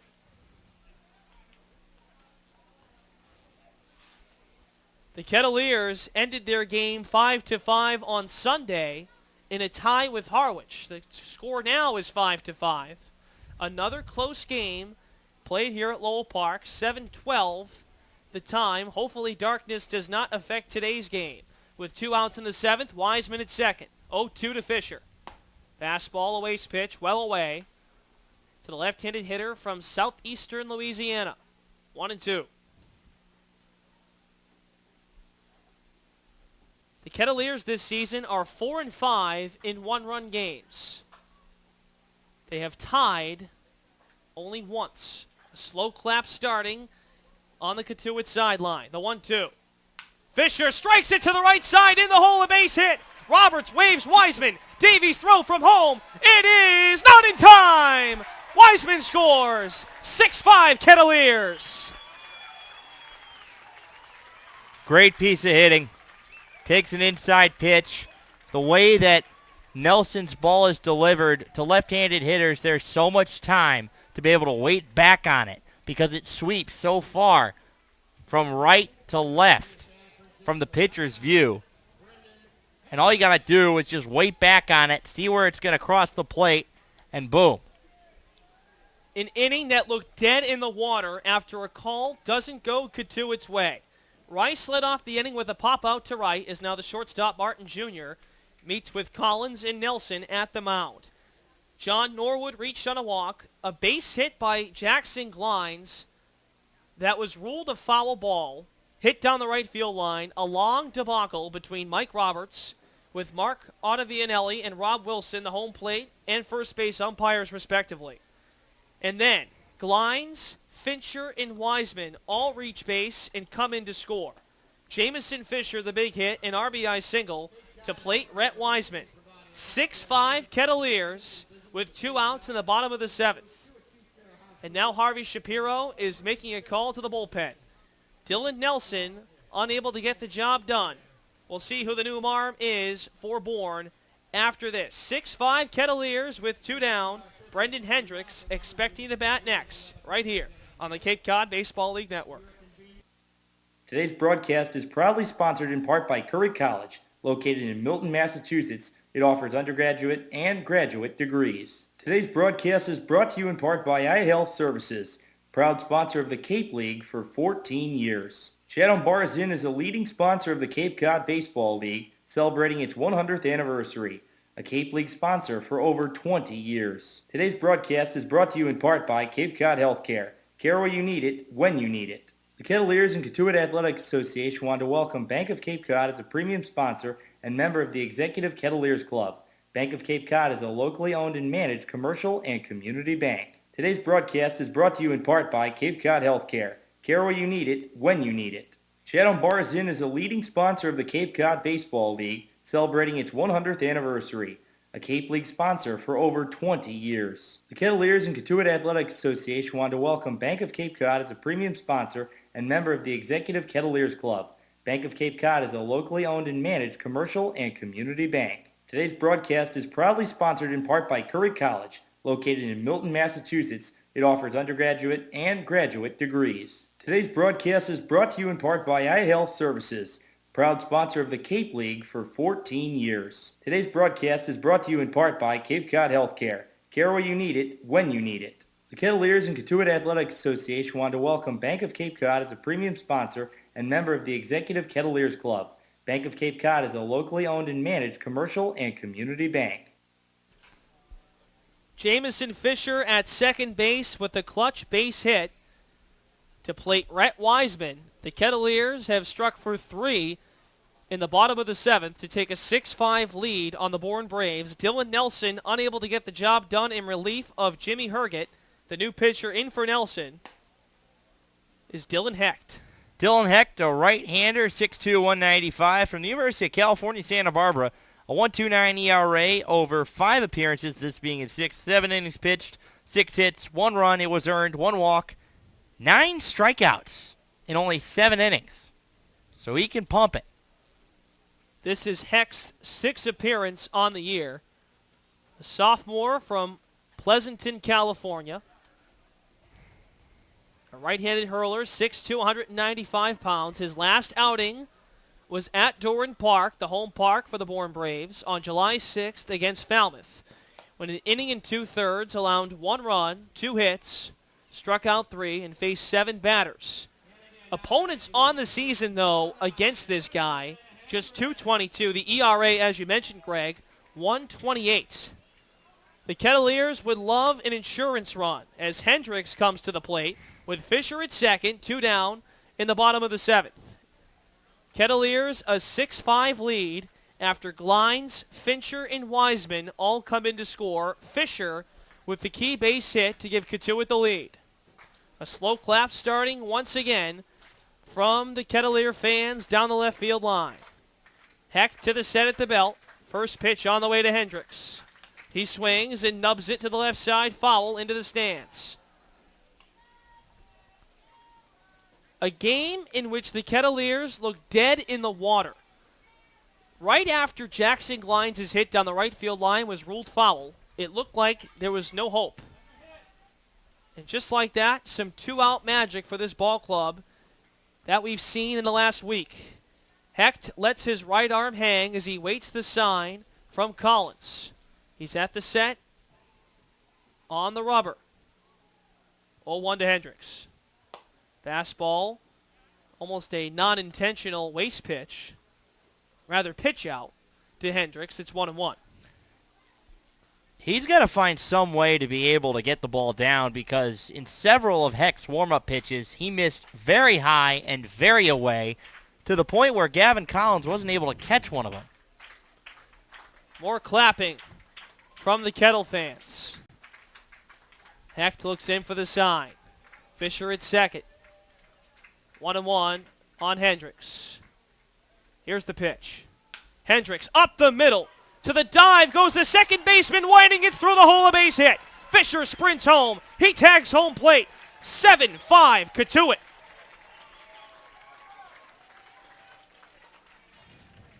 Thank you, Brendrix. Good one. Brendan Hendricks returns to his hot hitting ways.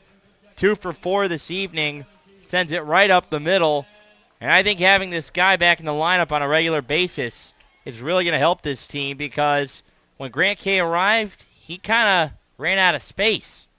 But Hendricks, with Kay gone, he has an opportunity to play every day again. Kettleers with their 9th hit tonight. Perhaps karma came back to help them because a play in which Glines hits the ball down the line, a fair ball, no question, ruled a foul ball, some two-out magic, have plated 4 runs. First pitch to Taylor, a fastball on the outside corner from Dylan Hecht. No balls, 1 strike to the slugger from Texas A&M. Played in the Texas Collegiate League last year, named the best shortstop in the league. Lets the bat waggle over his helmet. Hecht to the set. 0-1. Taylor dribbles it foul. Back to the backstop. 0-2. Both teams with 9 hits. The Kettleers a 2-run advantage in the score column. 7-5. Bourne with 2 errors. Katuitt with 1.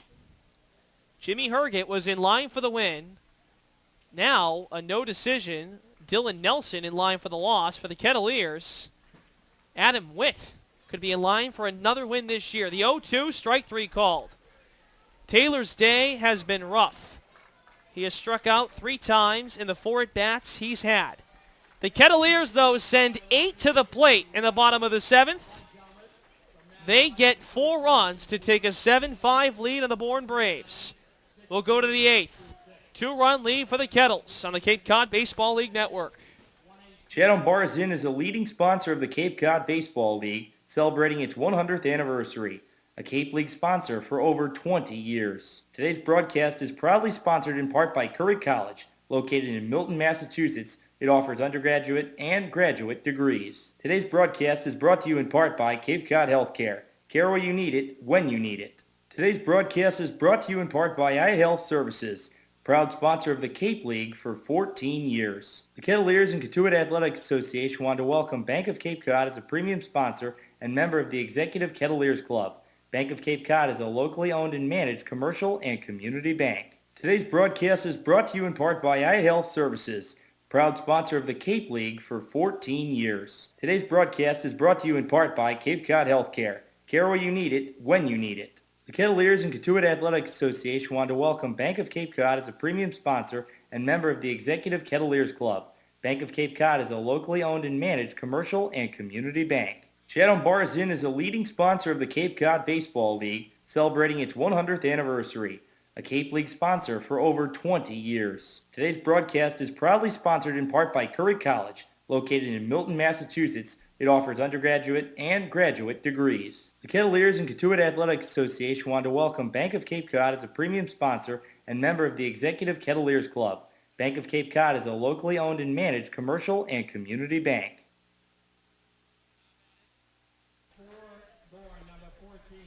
Mark Laird will pinch hit for Harrison Bader. Here to lead off the top of the 8th inning, Adam Witt got out of a jam back in the 7th, in which Bourne had a chance to take the lead. A leadoff single by Billy Fleming, but 3 straight groundouts.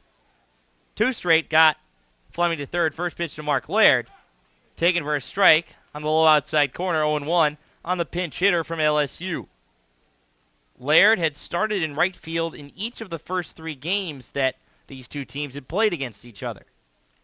0-1, breaking ball misses away, count even at 1-1. The Kettleers had a 5-3 lead on Harwich back on Sunday, but gave up 2 runs in the top of the 8th inning to tie it. Similar situation. Laird pokes it in the left side, a base hit.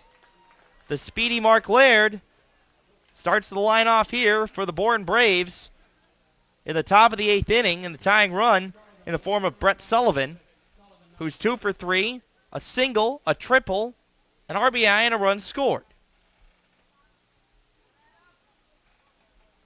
Taylor and Jackson double play depth. Fisher holds on the speedy Mark Laird at first. Laird has 11 stolen bases in 11 tries. Ups his average from 307 with that single. First pitch on the way to Sullivan. Fastball misses low and away for ball 1. Travis Duke continues to loosen for the Kettleers. Witt sets in the stretch. Hendricks in on the grass. 1-0. Fastball right down Broadway. Taken for strike 1. Count even at 1 on Sullivan. Fincher shifted slightly to the left out in center field. Decent-sized gap out in right center, where Sullivan has hit it hard. 1-1 misses away. Curveball at 74. Count to 2-1. On the left fielder from the University of Pacific, located in Stockton, California, the Pacific Tigers. A great dentistry school. 2-1, swing and a miss. Speaking of dentistry, that swing had no teeth to it. Sullivan swung right over it as it tailed to the inside, count even at 2. Laird has yet to go from first. Shadows have creeped in over the field. Witt sets, 2-2 offering. Sullivan hits it right to the second baseman, Taylor. Taylor flips to second for 1. On to first. Throw is high. Pulls Fisher off the bag, so a fielder's choice forces Laird out at second. Sullivan now stands at first. We'll bring up Sutton Whiting. Sutton Whiting has struggled in this game, to say the least. 2 strikeouts looking and a lazy pop-up to Drew Jackson in the 4th inning. Hendricks is hit on the grass at third. Whiting has great speed. Possibility he could bunt for a hit. Sullivan at first, being held on by Fisher, a 2-step lead. Witt sets, delivers first pitch, swing and a miss. Not even close. In fact, Whiting has not even been close to really hitting anything hard the entire day. 0-1. Taylor shifted normally. Jackson a little bit more towards the second base bag. Called strike 2. Fastball in the low outside corner to the left-handed hitting Sutton Whiting. Came into tonight's ballgame hitting at just 136. That average has gone down. 0-2 on the way. Ring him up. Strike 3 called. 3 strikeouts from Sutton Whiting, all looking. Brings up Richie Martin Jr., who has yet to be retired today. Martin 3 for 3. 2 singles, a double, a run scored. He had an RBI on what was originally ruled a single, but was changed to a sacrifice bunt and an error. So he gets an RBI on that. First pitch on the way. Fastball taken to the knees. Called strike 1. Dark clouds are moving into the area there wasn't a weather system really scheduled to strike, except it may rain a little bit tomorrow here in the Barnstable area in the morning. 0-1 offering to Martin. Check swing. He goes around. 0-2 on Richie Martin Jr. Kettleers have 7 runs on 9 hits. They've committed 1 error. Braves have 5 runs on 10 hits. They've committed 2 errors. Witt sets, and the 0-2. Fastball misses low and away. Kettleer fans not happy with the call. More than likely, it was probably the right call. 1-2. Sun has gone behind the clouds. Witt sets in the 1-2. Fastball. Ring him up. Strike 3 called. Martin can't believe it. Adam Witt punches out the last 2 Bourne Braves to end the top of the 8th. We'll head to the bottom half of the inning. Still 7-5 Kettleers here on the Cape Cod Baseball League Network. Today's broadcast is proudly sponsored in part by Curry College, located in Milton, Massachusetts. It offers undergraduate and graduate degrees. The Kettleers and Katuitt Athletics Association want to welcome Bank of Cape Cod as a premium sponsor and member of the Executive Kettleers Club. Bank of Cape Cod is a locally owned and managed commercial and community bank. Chatham Bars Inn is a leading sponsor of the Cape Cod Baseball League, celebrating its 100th anniversary.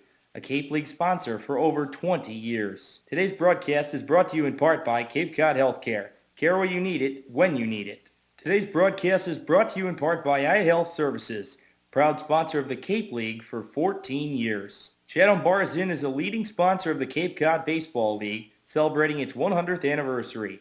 A Cape League sponsor for over 20 years. Today's broadcast is brought to you in part by Cape Cod Healthcare. Care where you need it, when you need it. Today's broadcast is proudly sponsored in part by Curry College, located in Milton, Massachusetts. It offers undergraduate and graduate degrees. The Kettleers and Katuitt Athletics Association want to welcome Bank of Cape Cod as a premium sponsor and member of the Executive Kettleers Club. Bank of Cape Cod is a locally owned and managed commercial and community bank. Today's broadcast is brought to you in part by iHealth Services, proud sponsor of the Cape League for 14 years. 8, 9, and 1 due up against Dylan Hecht here in the bottom of the 8th inning. 7-5 Katuitt. Kettleers were down 5-3 heading into the 7th. And they struck for 4 to take a 7-5 lead. And now they try to add on some more. Drew Jackson steps to the plate. He's 0 for 3, a pair of strikeouts and a pop-out to the second baseman, Sutton Whiting. So Jackson will lead it off, trying to get some good wood on the ball. He has struggled of late. His average has fallen significantly. Down to 151 coming into today's game. Drops a bunt down, but it goes foul. Count to 0-1 on Drew. Local time at 7:31. And it's gotten darker a lot quicker. Not that dark, but should Bourne end up tying the game, this game, unless the Kettleers would then come back to win it, obviously it's a lot of hypotheticals, could get darked out again. 0-1. Fastball misses high. Count even at 1-1. Brendan Glasheen rejoins us in the booth now. 1-1. Breaking ball misses away. Count to 2-1 on Drew Jackson.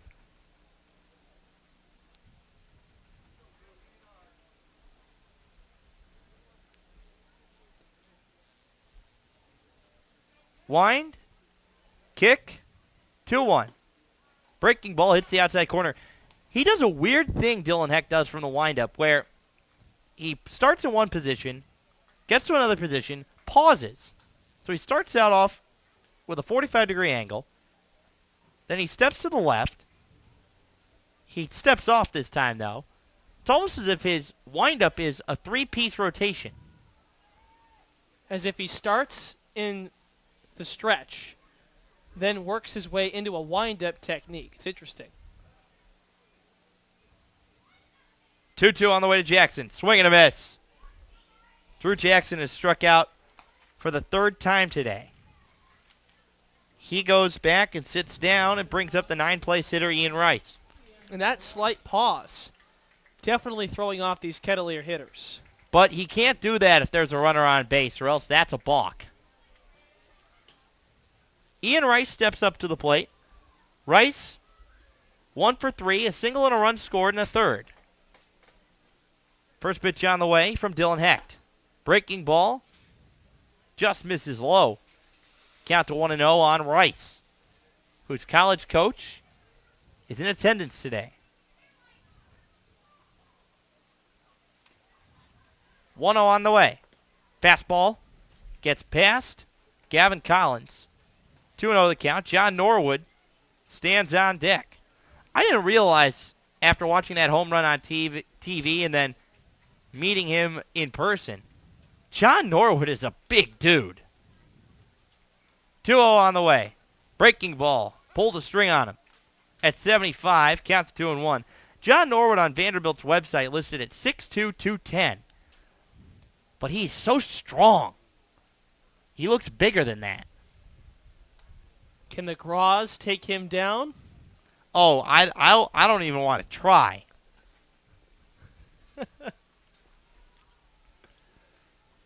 2-1 on Ian Rice. Line kick in the 2-1. Fastball misses high. Count to 3-1 on Ian Rice.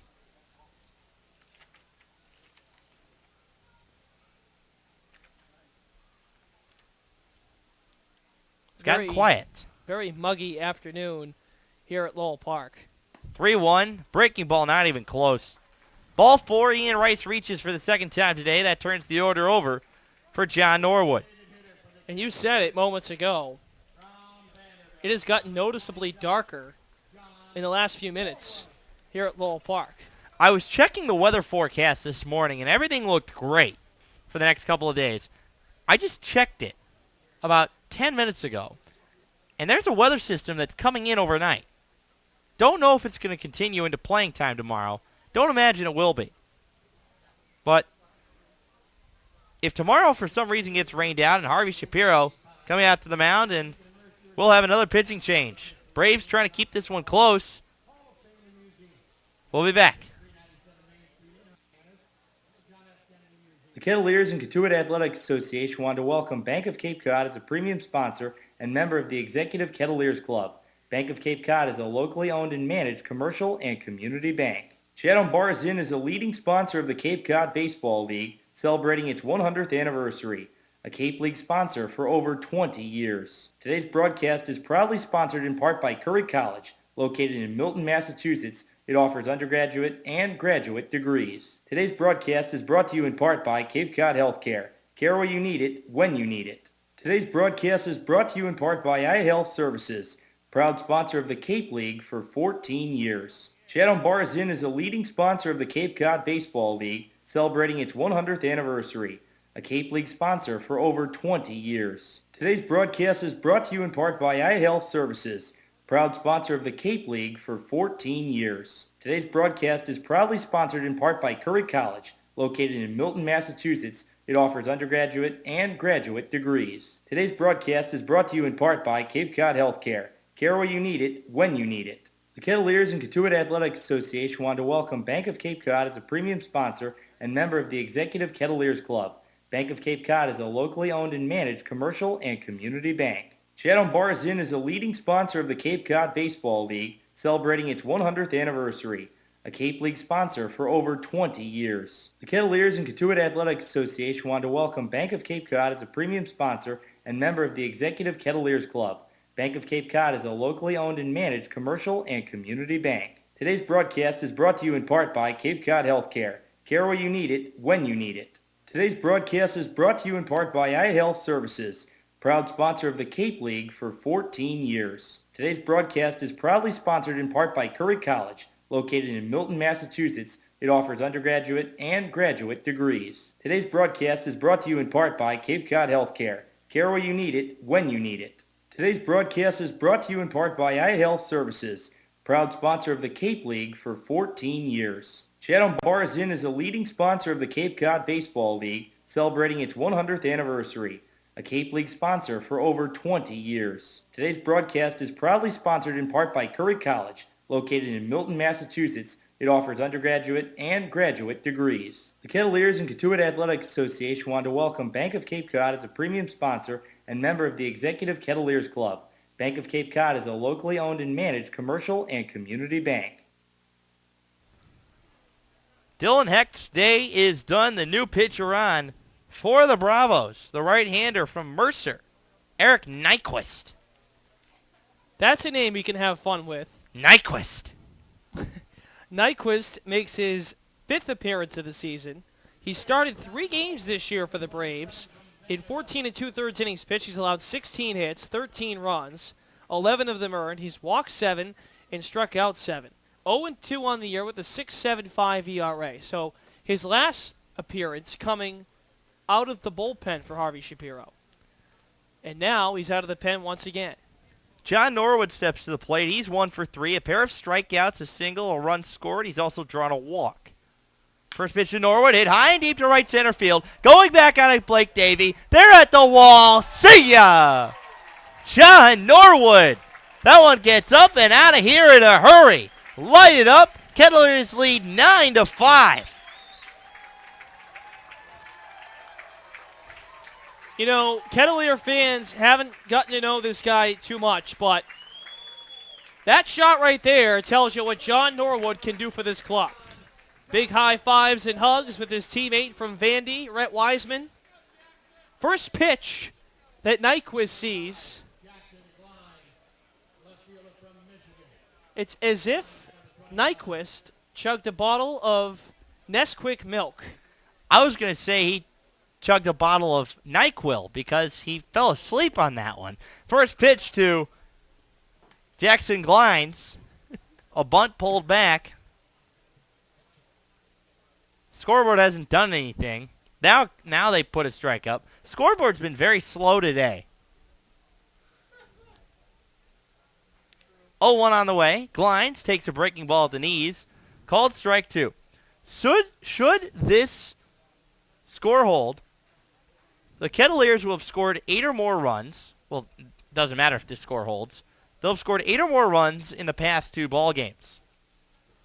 The offense is coming together. Fastball misses high and in. Count to 1-2. 9 runs. They won 9-8 yesterday. 9 runs on the board now. Big K walk-off home run yesterday.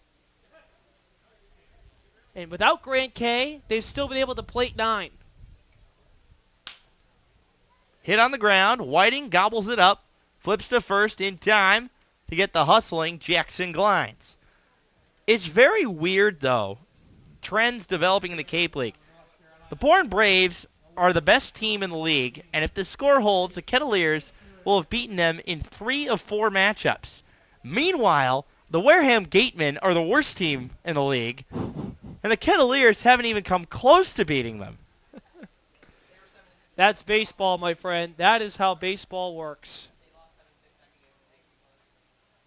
First pitch on the way to Jake Fincher. Fastball misses low for ball 1 to Fincher. Fincher on the ball game. 2 for 3, 2 singles and RBI. Got hit by a pitch and scored a run. Our director of video operations, Axel Boada, comments that the second game the Kettleers lost 7-6. Breaking ball hits the inner paint. Count even at 1-1. But that game never felt like the Kettleers were in it because they had a lead. They gave it up completely and really weren't able to get any runs that mattered after that. Also a game with 4 errors by Cotuit. 1-1, Fincher, a double tap. It hits off of his bat, which then hits the plate, and then it hits his bat on the follow-through and ricochets to the side. You ever met my good friend Rick O'Shea? Greg, I actually think it hit his helmet, too. Bounced off the plate, it went off his helmet. A pinball machine. Jake Fincher, the human pinball machine at the plate. 1-2 on the way from Nyquist. Fincher chops it foul. Rhett Wiseman in the on-deck circle tries to palm it. And he can't make the play. Sends it back into the dugout.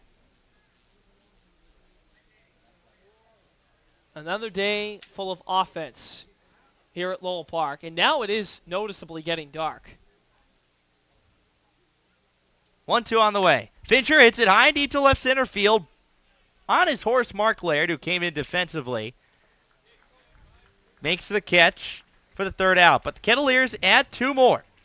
A two-run blast by John Norwood to right center field. Bourne needs 4 to keep it alive. Jeff Kinley, Adam Witt, going to stay in, try and finish this one off. 9-5 can do it. We'll be back right after this. Chatham Bars Inn is a leading sponsor of the Cape Cod Baseball League, celebrating its 100th anniversary. A Cape League sponsor for over 20 years. Today's broadcast is brought to you in part by Cape Cod Healthcare. Care where you need it, when you need it. Today's broadcast is brought to you in part by iHealth Services, proud sponsor of the Cape League for 14 years. Today's broadcast is proudly sponsored in part by Curry College, located in Milton, Massachusetts. It offers undergraduate and graduate degrees. The Kettleers and Cotuit Athletic Association want to welcome Bank of Cape Cod as a premium sponsor and member of the Executive Kettleers Club.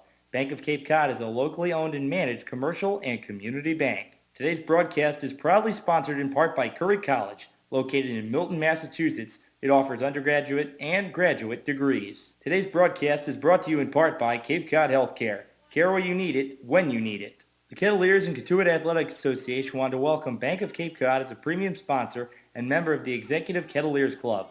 Bank of Cape Cod is a locally owned and managed commercial and community bank. Today's broadcast is brought to you in part by iHealth Services, proud sponsor of the Cape League for 14 years. Chatham Bars Inn is a leading sponsor of the Cape Cod Baseball League, celebrating its 100th anniversary. A Cape League sponsor for over 20 years. Top of the ninth, Blake Alamond steps to the plate. Alamond 1 for 4, single and a run scored. First pitch from Adam Witt. Fastball that misses low and away for ball 1. Jeff Kinley continues to loosen should this become a safe situation. Kettleers and Braves each have 10 hits. Kettleers, though, have 9 runs to Bourne's 5. 1-0. Fastball hits the outer paint. Count even at 1 apiece.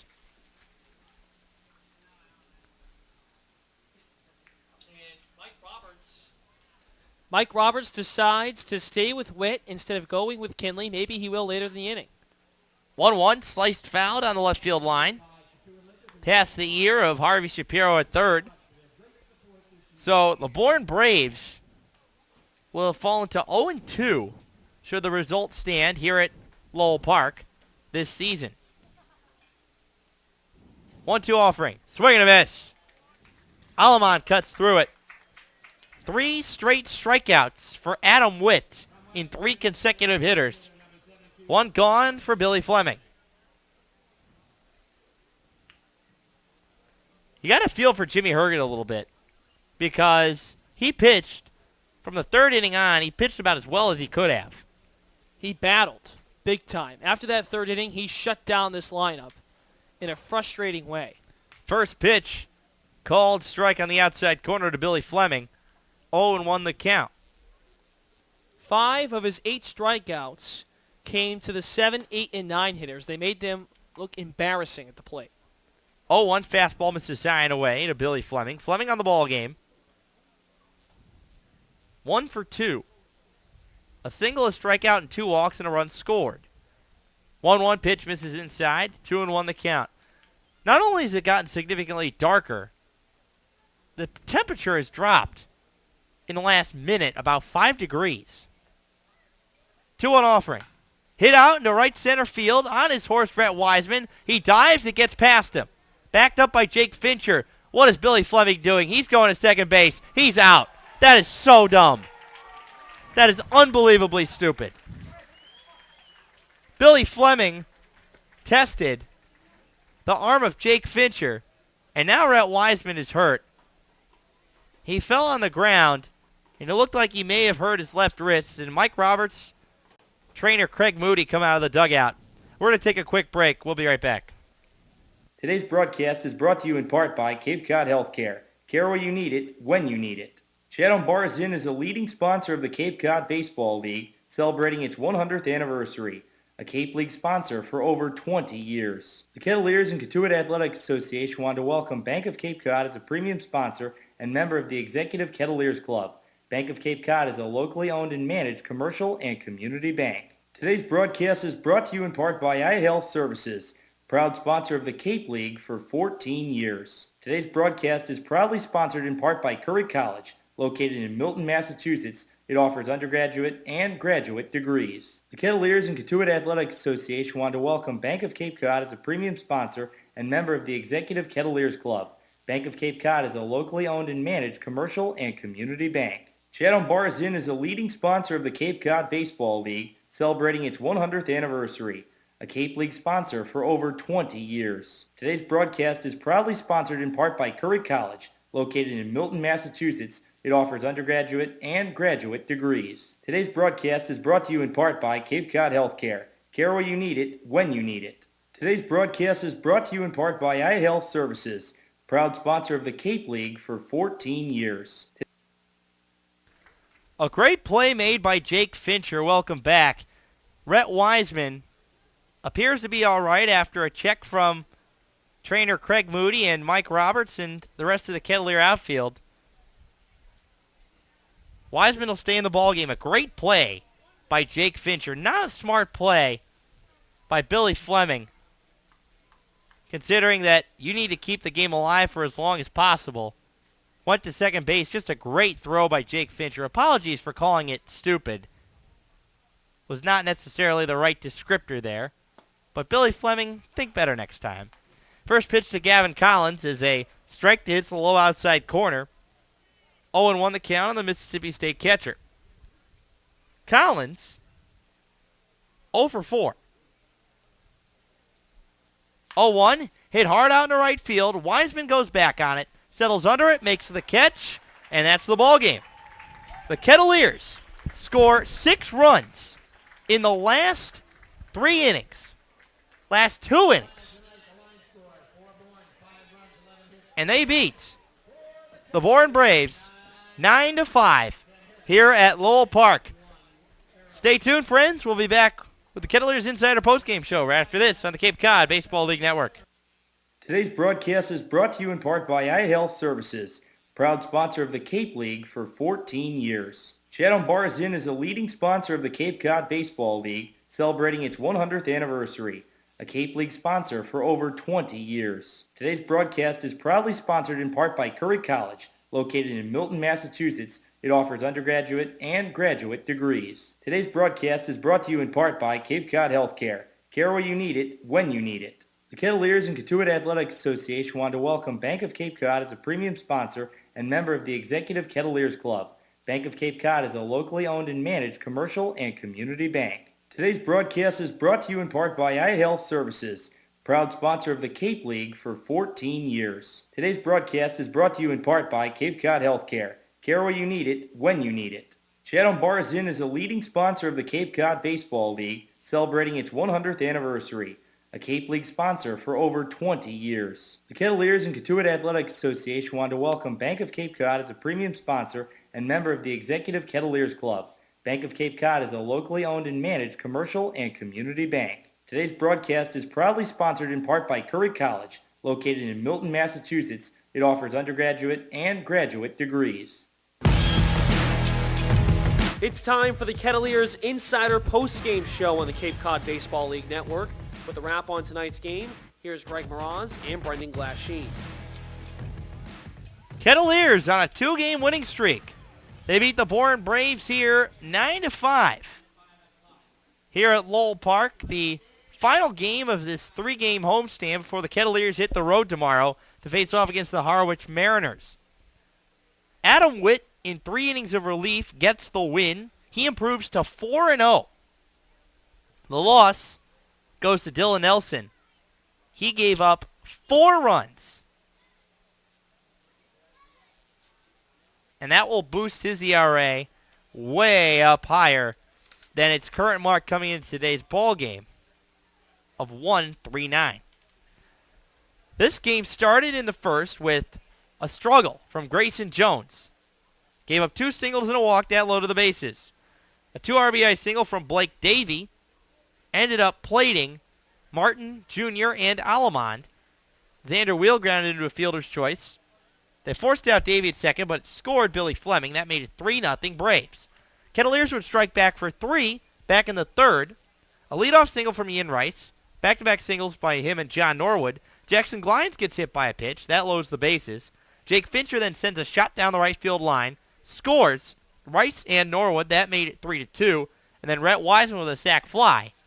That made it 3-3. But Bourne would come back immediately in the fourth. Harrison Bader led off with a hit by pitch. Brett Sullivan, the very next at bat, off of Jackson McClelland, gives up a gapping triple. It scores Bader, and that put the Braves up 4-3. Then, on a really weird play, Richie Martin Jr. lays down a bunt. McClelland does not flip home. Sullivan scores. Throw gets away from Jamison Fisher. Martin ends up at second base. It's 5-3. That's what it remained until the 7th. Jimmy Herget was pulled after 6 innings of work. They brought on Dylan Nelson. The first hitter that Nelson faced was Ian Rice. He flew out to right. Then John Norwood walked. He was forced out at second on a fielder's choice by Jackson Glines. A fielder's choice that by most accounts should never have happened. Glines hit a foul ball over the head of first baseman Xander Wheel that was thought to have been a fair ball. Rob Nelson, the first base umpire, called it foul. A big argument ensued between Mike Roberts and Rob Nelson, and then Mark Ottavianelli at home. The call was clearly blown, but sometimes blown calls and karma have a way of being able to come back and improve you. Glines ends up grounding into a fielder's choice. 2 outs for Jake Fincher. He gets hit by a pitch. Then Rhett Wiseman comes up. He hits a single hard to right field. Scores Glines easily. But Blake Davey, who's out of position out in right field, bobbles the ball so badly that Jake Fincher can come in to score. That makes it 5-5. Next batter, Jamison Fisher. Pokes it through the right side. Base hit. Wiseman scores. That makes it 6-5. He advances to second on the throw. Then Brendan Hendricks comes up and does what Brendan Hendricks had done for the first part of the last part of the season. He singles it up the middle. Makes it 7-5. Then in the next half inning, Ian Rice leads off with a walk, and then John Norwood, wham, bam, and over the fence out in right center field. A shot on a line. That made it 9-5. And then Adam Witt comes in and finishes the job. 3 scoreless innings for Adam Witt. His 4th win of the season. The most wins of any pitcher in the Cape Cod Baseball League. Not only that, friends, he has not started a game. He's won 4 games, an ERA of below .8 at this point, and he's won 4 games. Simply stunning. Some other highlights to point out. Jake Fincher reaches base multiple times for the 8th straight game. His average is above .450 at this point. Cape Cod Times had a feature, or it may have been the Cape League website, I can't remember which one, but of the players to watch for from last week. Jake Fincher wasn't on it. He's going to be on it this week, as his at-bat total climbs into the qualifying minimum 2.7 at-bats per game. His average will get up there. Rhett Wiseman finally found his groove again tonight. The only thing that has not been good, still, 3 pitchers going 3 innings. Jackson McClelland, you also have to get a lot of credit to. He only gave up 1 run. The only run being that Brett Sullivan triple that he came over to score on the weird sacrifice, hit-turn-sacrifice bunt by Richie Martin Jr. But Grayson Jones fails to get out of the 3rd inning. Vince Fiore starts the game tomorrow night for the Kettleers out at White House Field in Harwich. Brendan Glasheen hopes to have John Norwood coming up in the booth in just a few moments. Kettleers improve to 11-12-1. They have won 2 games in a row. And not only that, they have not lost any of their last 3 games. But most importantly, tonight's game Goes a full 9 innings. A quicker game, efficient pitching, and that just about does it. We are waiting for John Norwood to come up in the press box. He is talking with his mom right now, or at least it appears to be his mom. Norwood will be coming up in the booth in just a moment. Reminder, tomorrow, Cape Cod Baseball League Network here on the Kettleers Network. 6:40. First 6:40 Kettleers warm-up as first trip of the year to White House Field in Harwich. Third matchup of the year between the Kettleers and the Harwich Mariners. So, make sure you join us at 6:40. Brendan Glasheen is back up in the booth with a guy who has hit a big home run back in the College World Series. Obviously, that's the biggest of all stages, but John Norwood joins us up in the booth now. And John, you just destroyed that ball. I mean, what did you get on that pitch? And, I mean, that ball got out of here in about 3 seconds. Coach Nice was working on this swing, just like early in that bat. It's called like the cheat swing. We've been working on it, and I just told myself, get your pitch and put your head to it. Now, for you personally, you come off a big home run in the College World Series. That's what everyone's been talking about with you. That's the expectation you had coming in. What was the pressure like coming in with a group of guys that really needed a spark offensively? No pressure. I mean, baseball is baseball. You don't try to think about, what happened in the past. I did in the College World Series is great, but like I said, it's new, it's over with. So you just got to continue to work hard and continue to come every day with the same attitude and just go after it like nothing ever happened. A lot of guys come to the Cape League and they get off to somewhat slow starts because there's an adjustment period. That hasn't been the case for you. You've gotten off to about as hot a start as humanly possible. Do you think it's because of the fact that you played more games than any other team in college baseball this year that you basically have remained locked in since Game 3 of the College World Series? Not really that much of a layoff time. No, I took some time off just to, relax with family and friends, and I just wanted to come back here and keep the same approach and just keep the same mentality because, that's what I've been doing so well of late, ever since Kentucky started up and during the school year. I just continue to take the same mentality each and every game and just go off that, whether it's running before games, whether it's, doing something the same thing, just try to keep the same thing in line. What's the feeling been like for you meeting some of these guys? Trace Barrera, Travis Duke, both played at Texas in the College World Series. Grant Kay, a guy going to sign with the Rays, played at Louisville. You're playing around some really talented players. They're all in Omaha with you. What's it been like getting to know the guys early on? Oh, it's awesome. They're all awesome guys. I talked to them on the field and during Omaha just to share that experience with them. But just personally, they're just awesome guys. Cool, really cool to be hanging around with. And you don't really think about Omaha. You just think about meeting them as people. That's been really cool for me because I've heard a lot of great things about the Cape. I never got to experience early in my years in college. I'm blessed to be here. I'm just enjoying every moment. Well, John Norwood, thank you so much for joining us up here in the booth. A great performance tonight, and good luck tomorrow night in Harwich. Appreciate it. Thank you. That's John Norwood, the Kettleer designated hitter, joining us up in the booth after the game. Really appreciate his time coming up and joining us after the ball game. Brendan Glasheen rejoins me here in the broadcast booth. And Brendan, this was a game that, except for the starting pitching, this had it all. Great hitting, clutch defensive play, and how about the bullpen tonight? 6 innings of 1-run ball.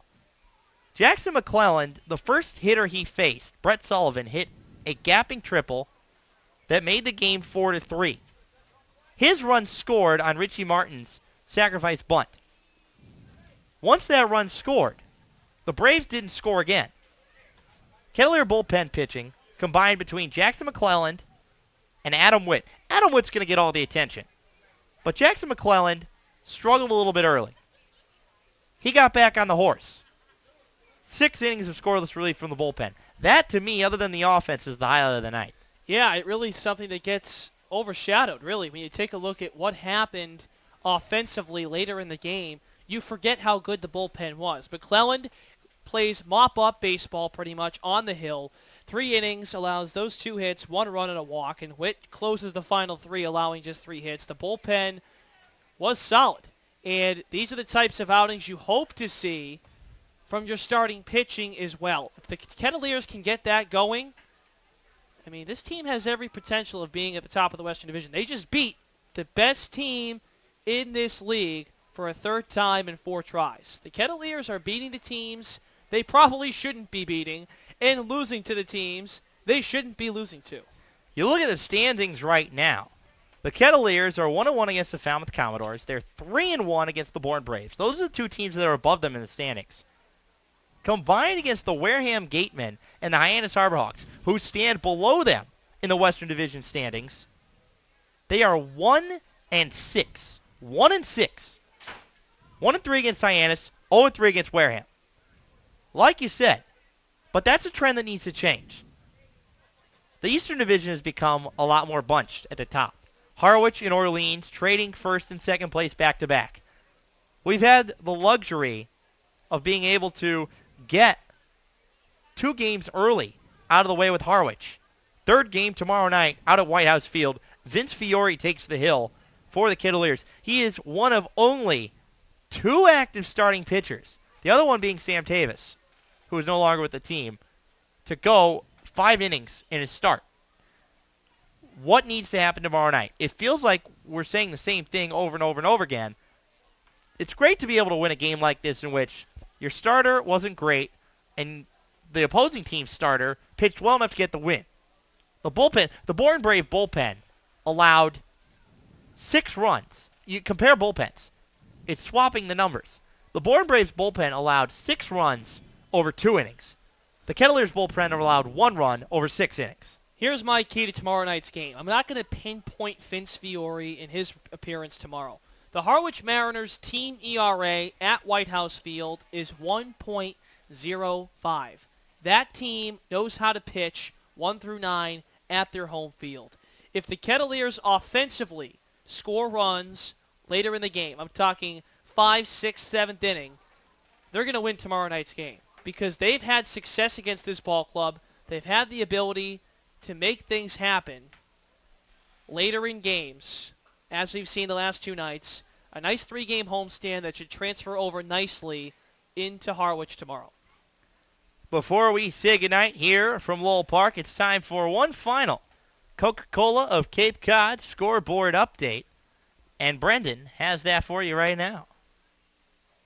Top of the 7th at McKeon Park, the Harborhawks hold a 7-4 lead on the Falmouth Commodores. Hyannis attempts to snap a 7-game losing streak. Top of the 5th at Eldridge Park in Orleans, the Firebirds lead YD 2-0. Top of the 5th at Spillane Field in Wareham, a scoreless game between Brewster and the Gatemen. And finally, bottom of the 4th at White House Field in Harwich, where we will be tomorrow. The Mariners have a 5-0 lead on the Chatham Anglers. The Kettleers try and extend their winning streak to 3 tomorrow night east on Route 6, the first time that the Kettleers have played an Eastern Division road game in the month of July. For my broadcast partner, Brendan Glasheen, I'm Greg Miles. Again, the final. Katuitt wins 9-5 here against the Bourne Braves. They improve to 11-12-1. They go for 3 in a row tomorrow night. We hit the air at 6:40 from White House Field in Harwich. For now, good night from Lowell Park. Thanks for listening to the Kettleers Insider Postgame Show on the Cape Cod Baseball League Network. Tonight's broadcast has been brought to you by Chatham Bars Inn, Fuller Family Foundation, Curry College,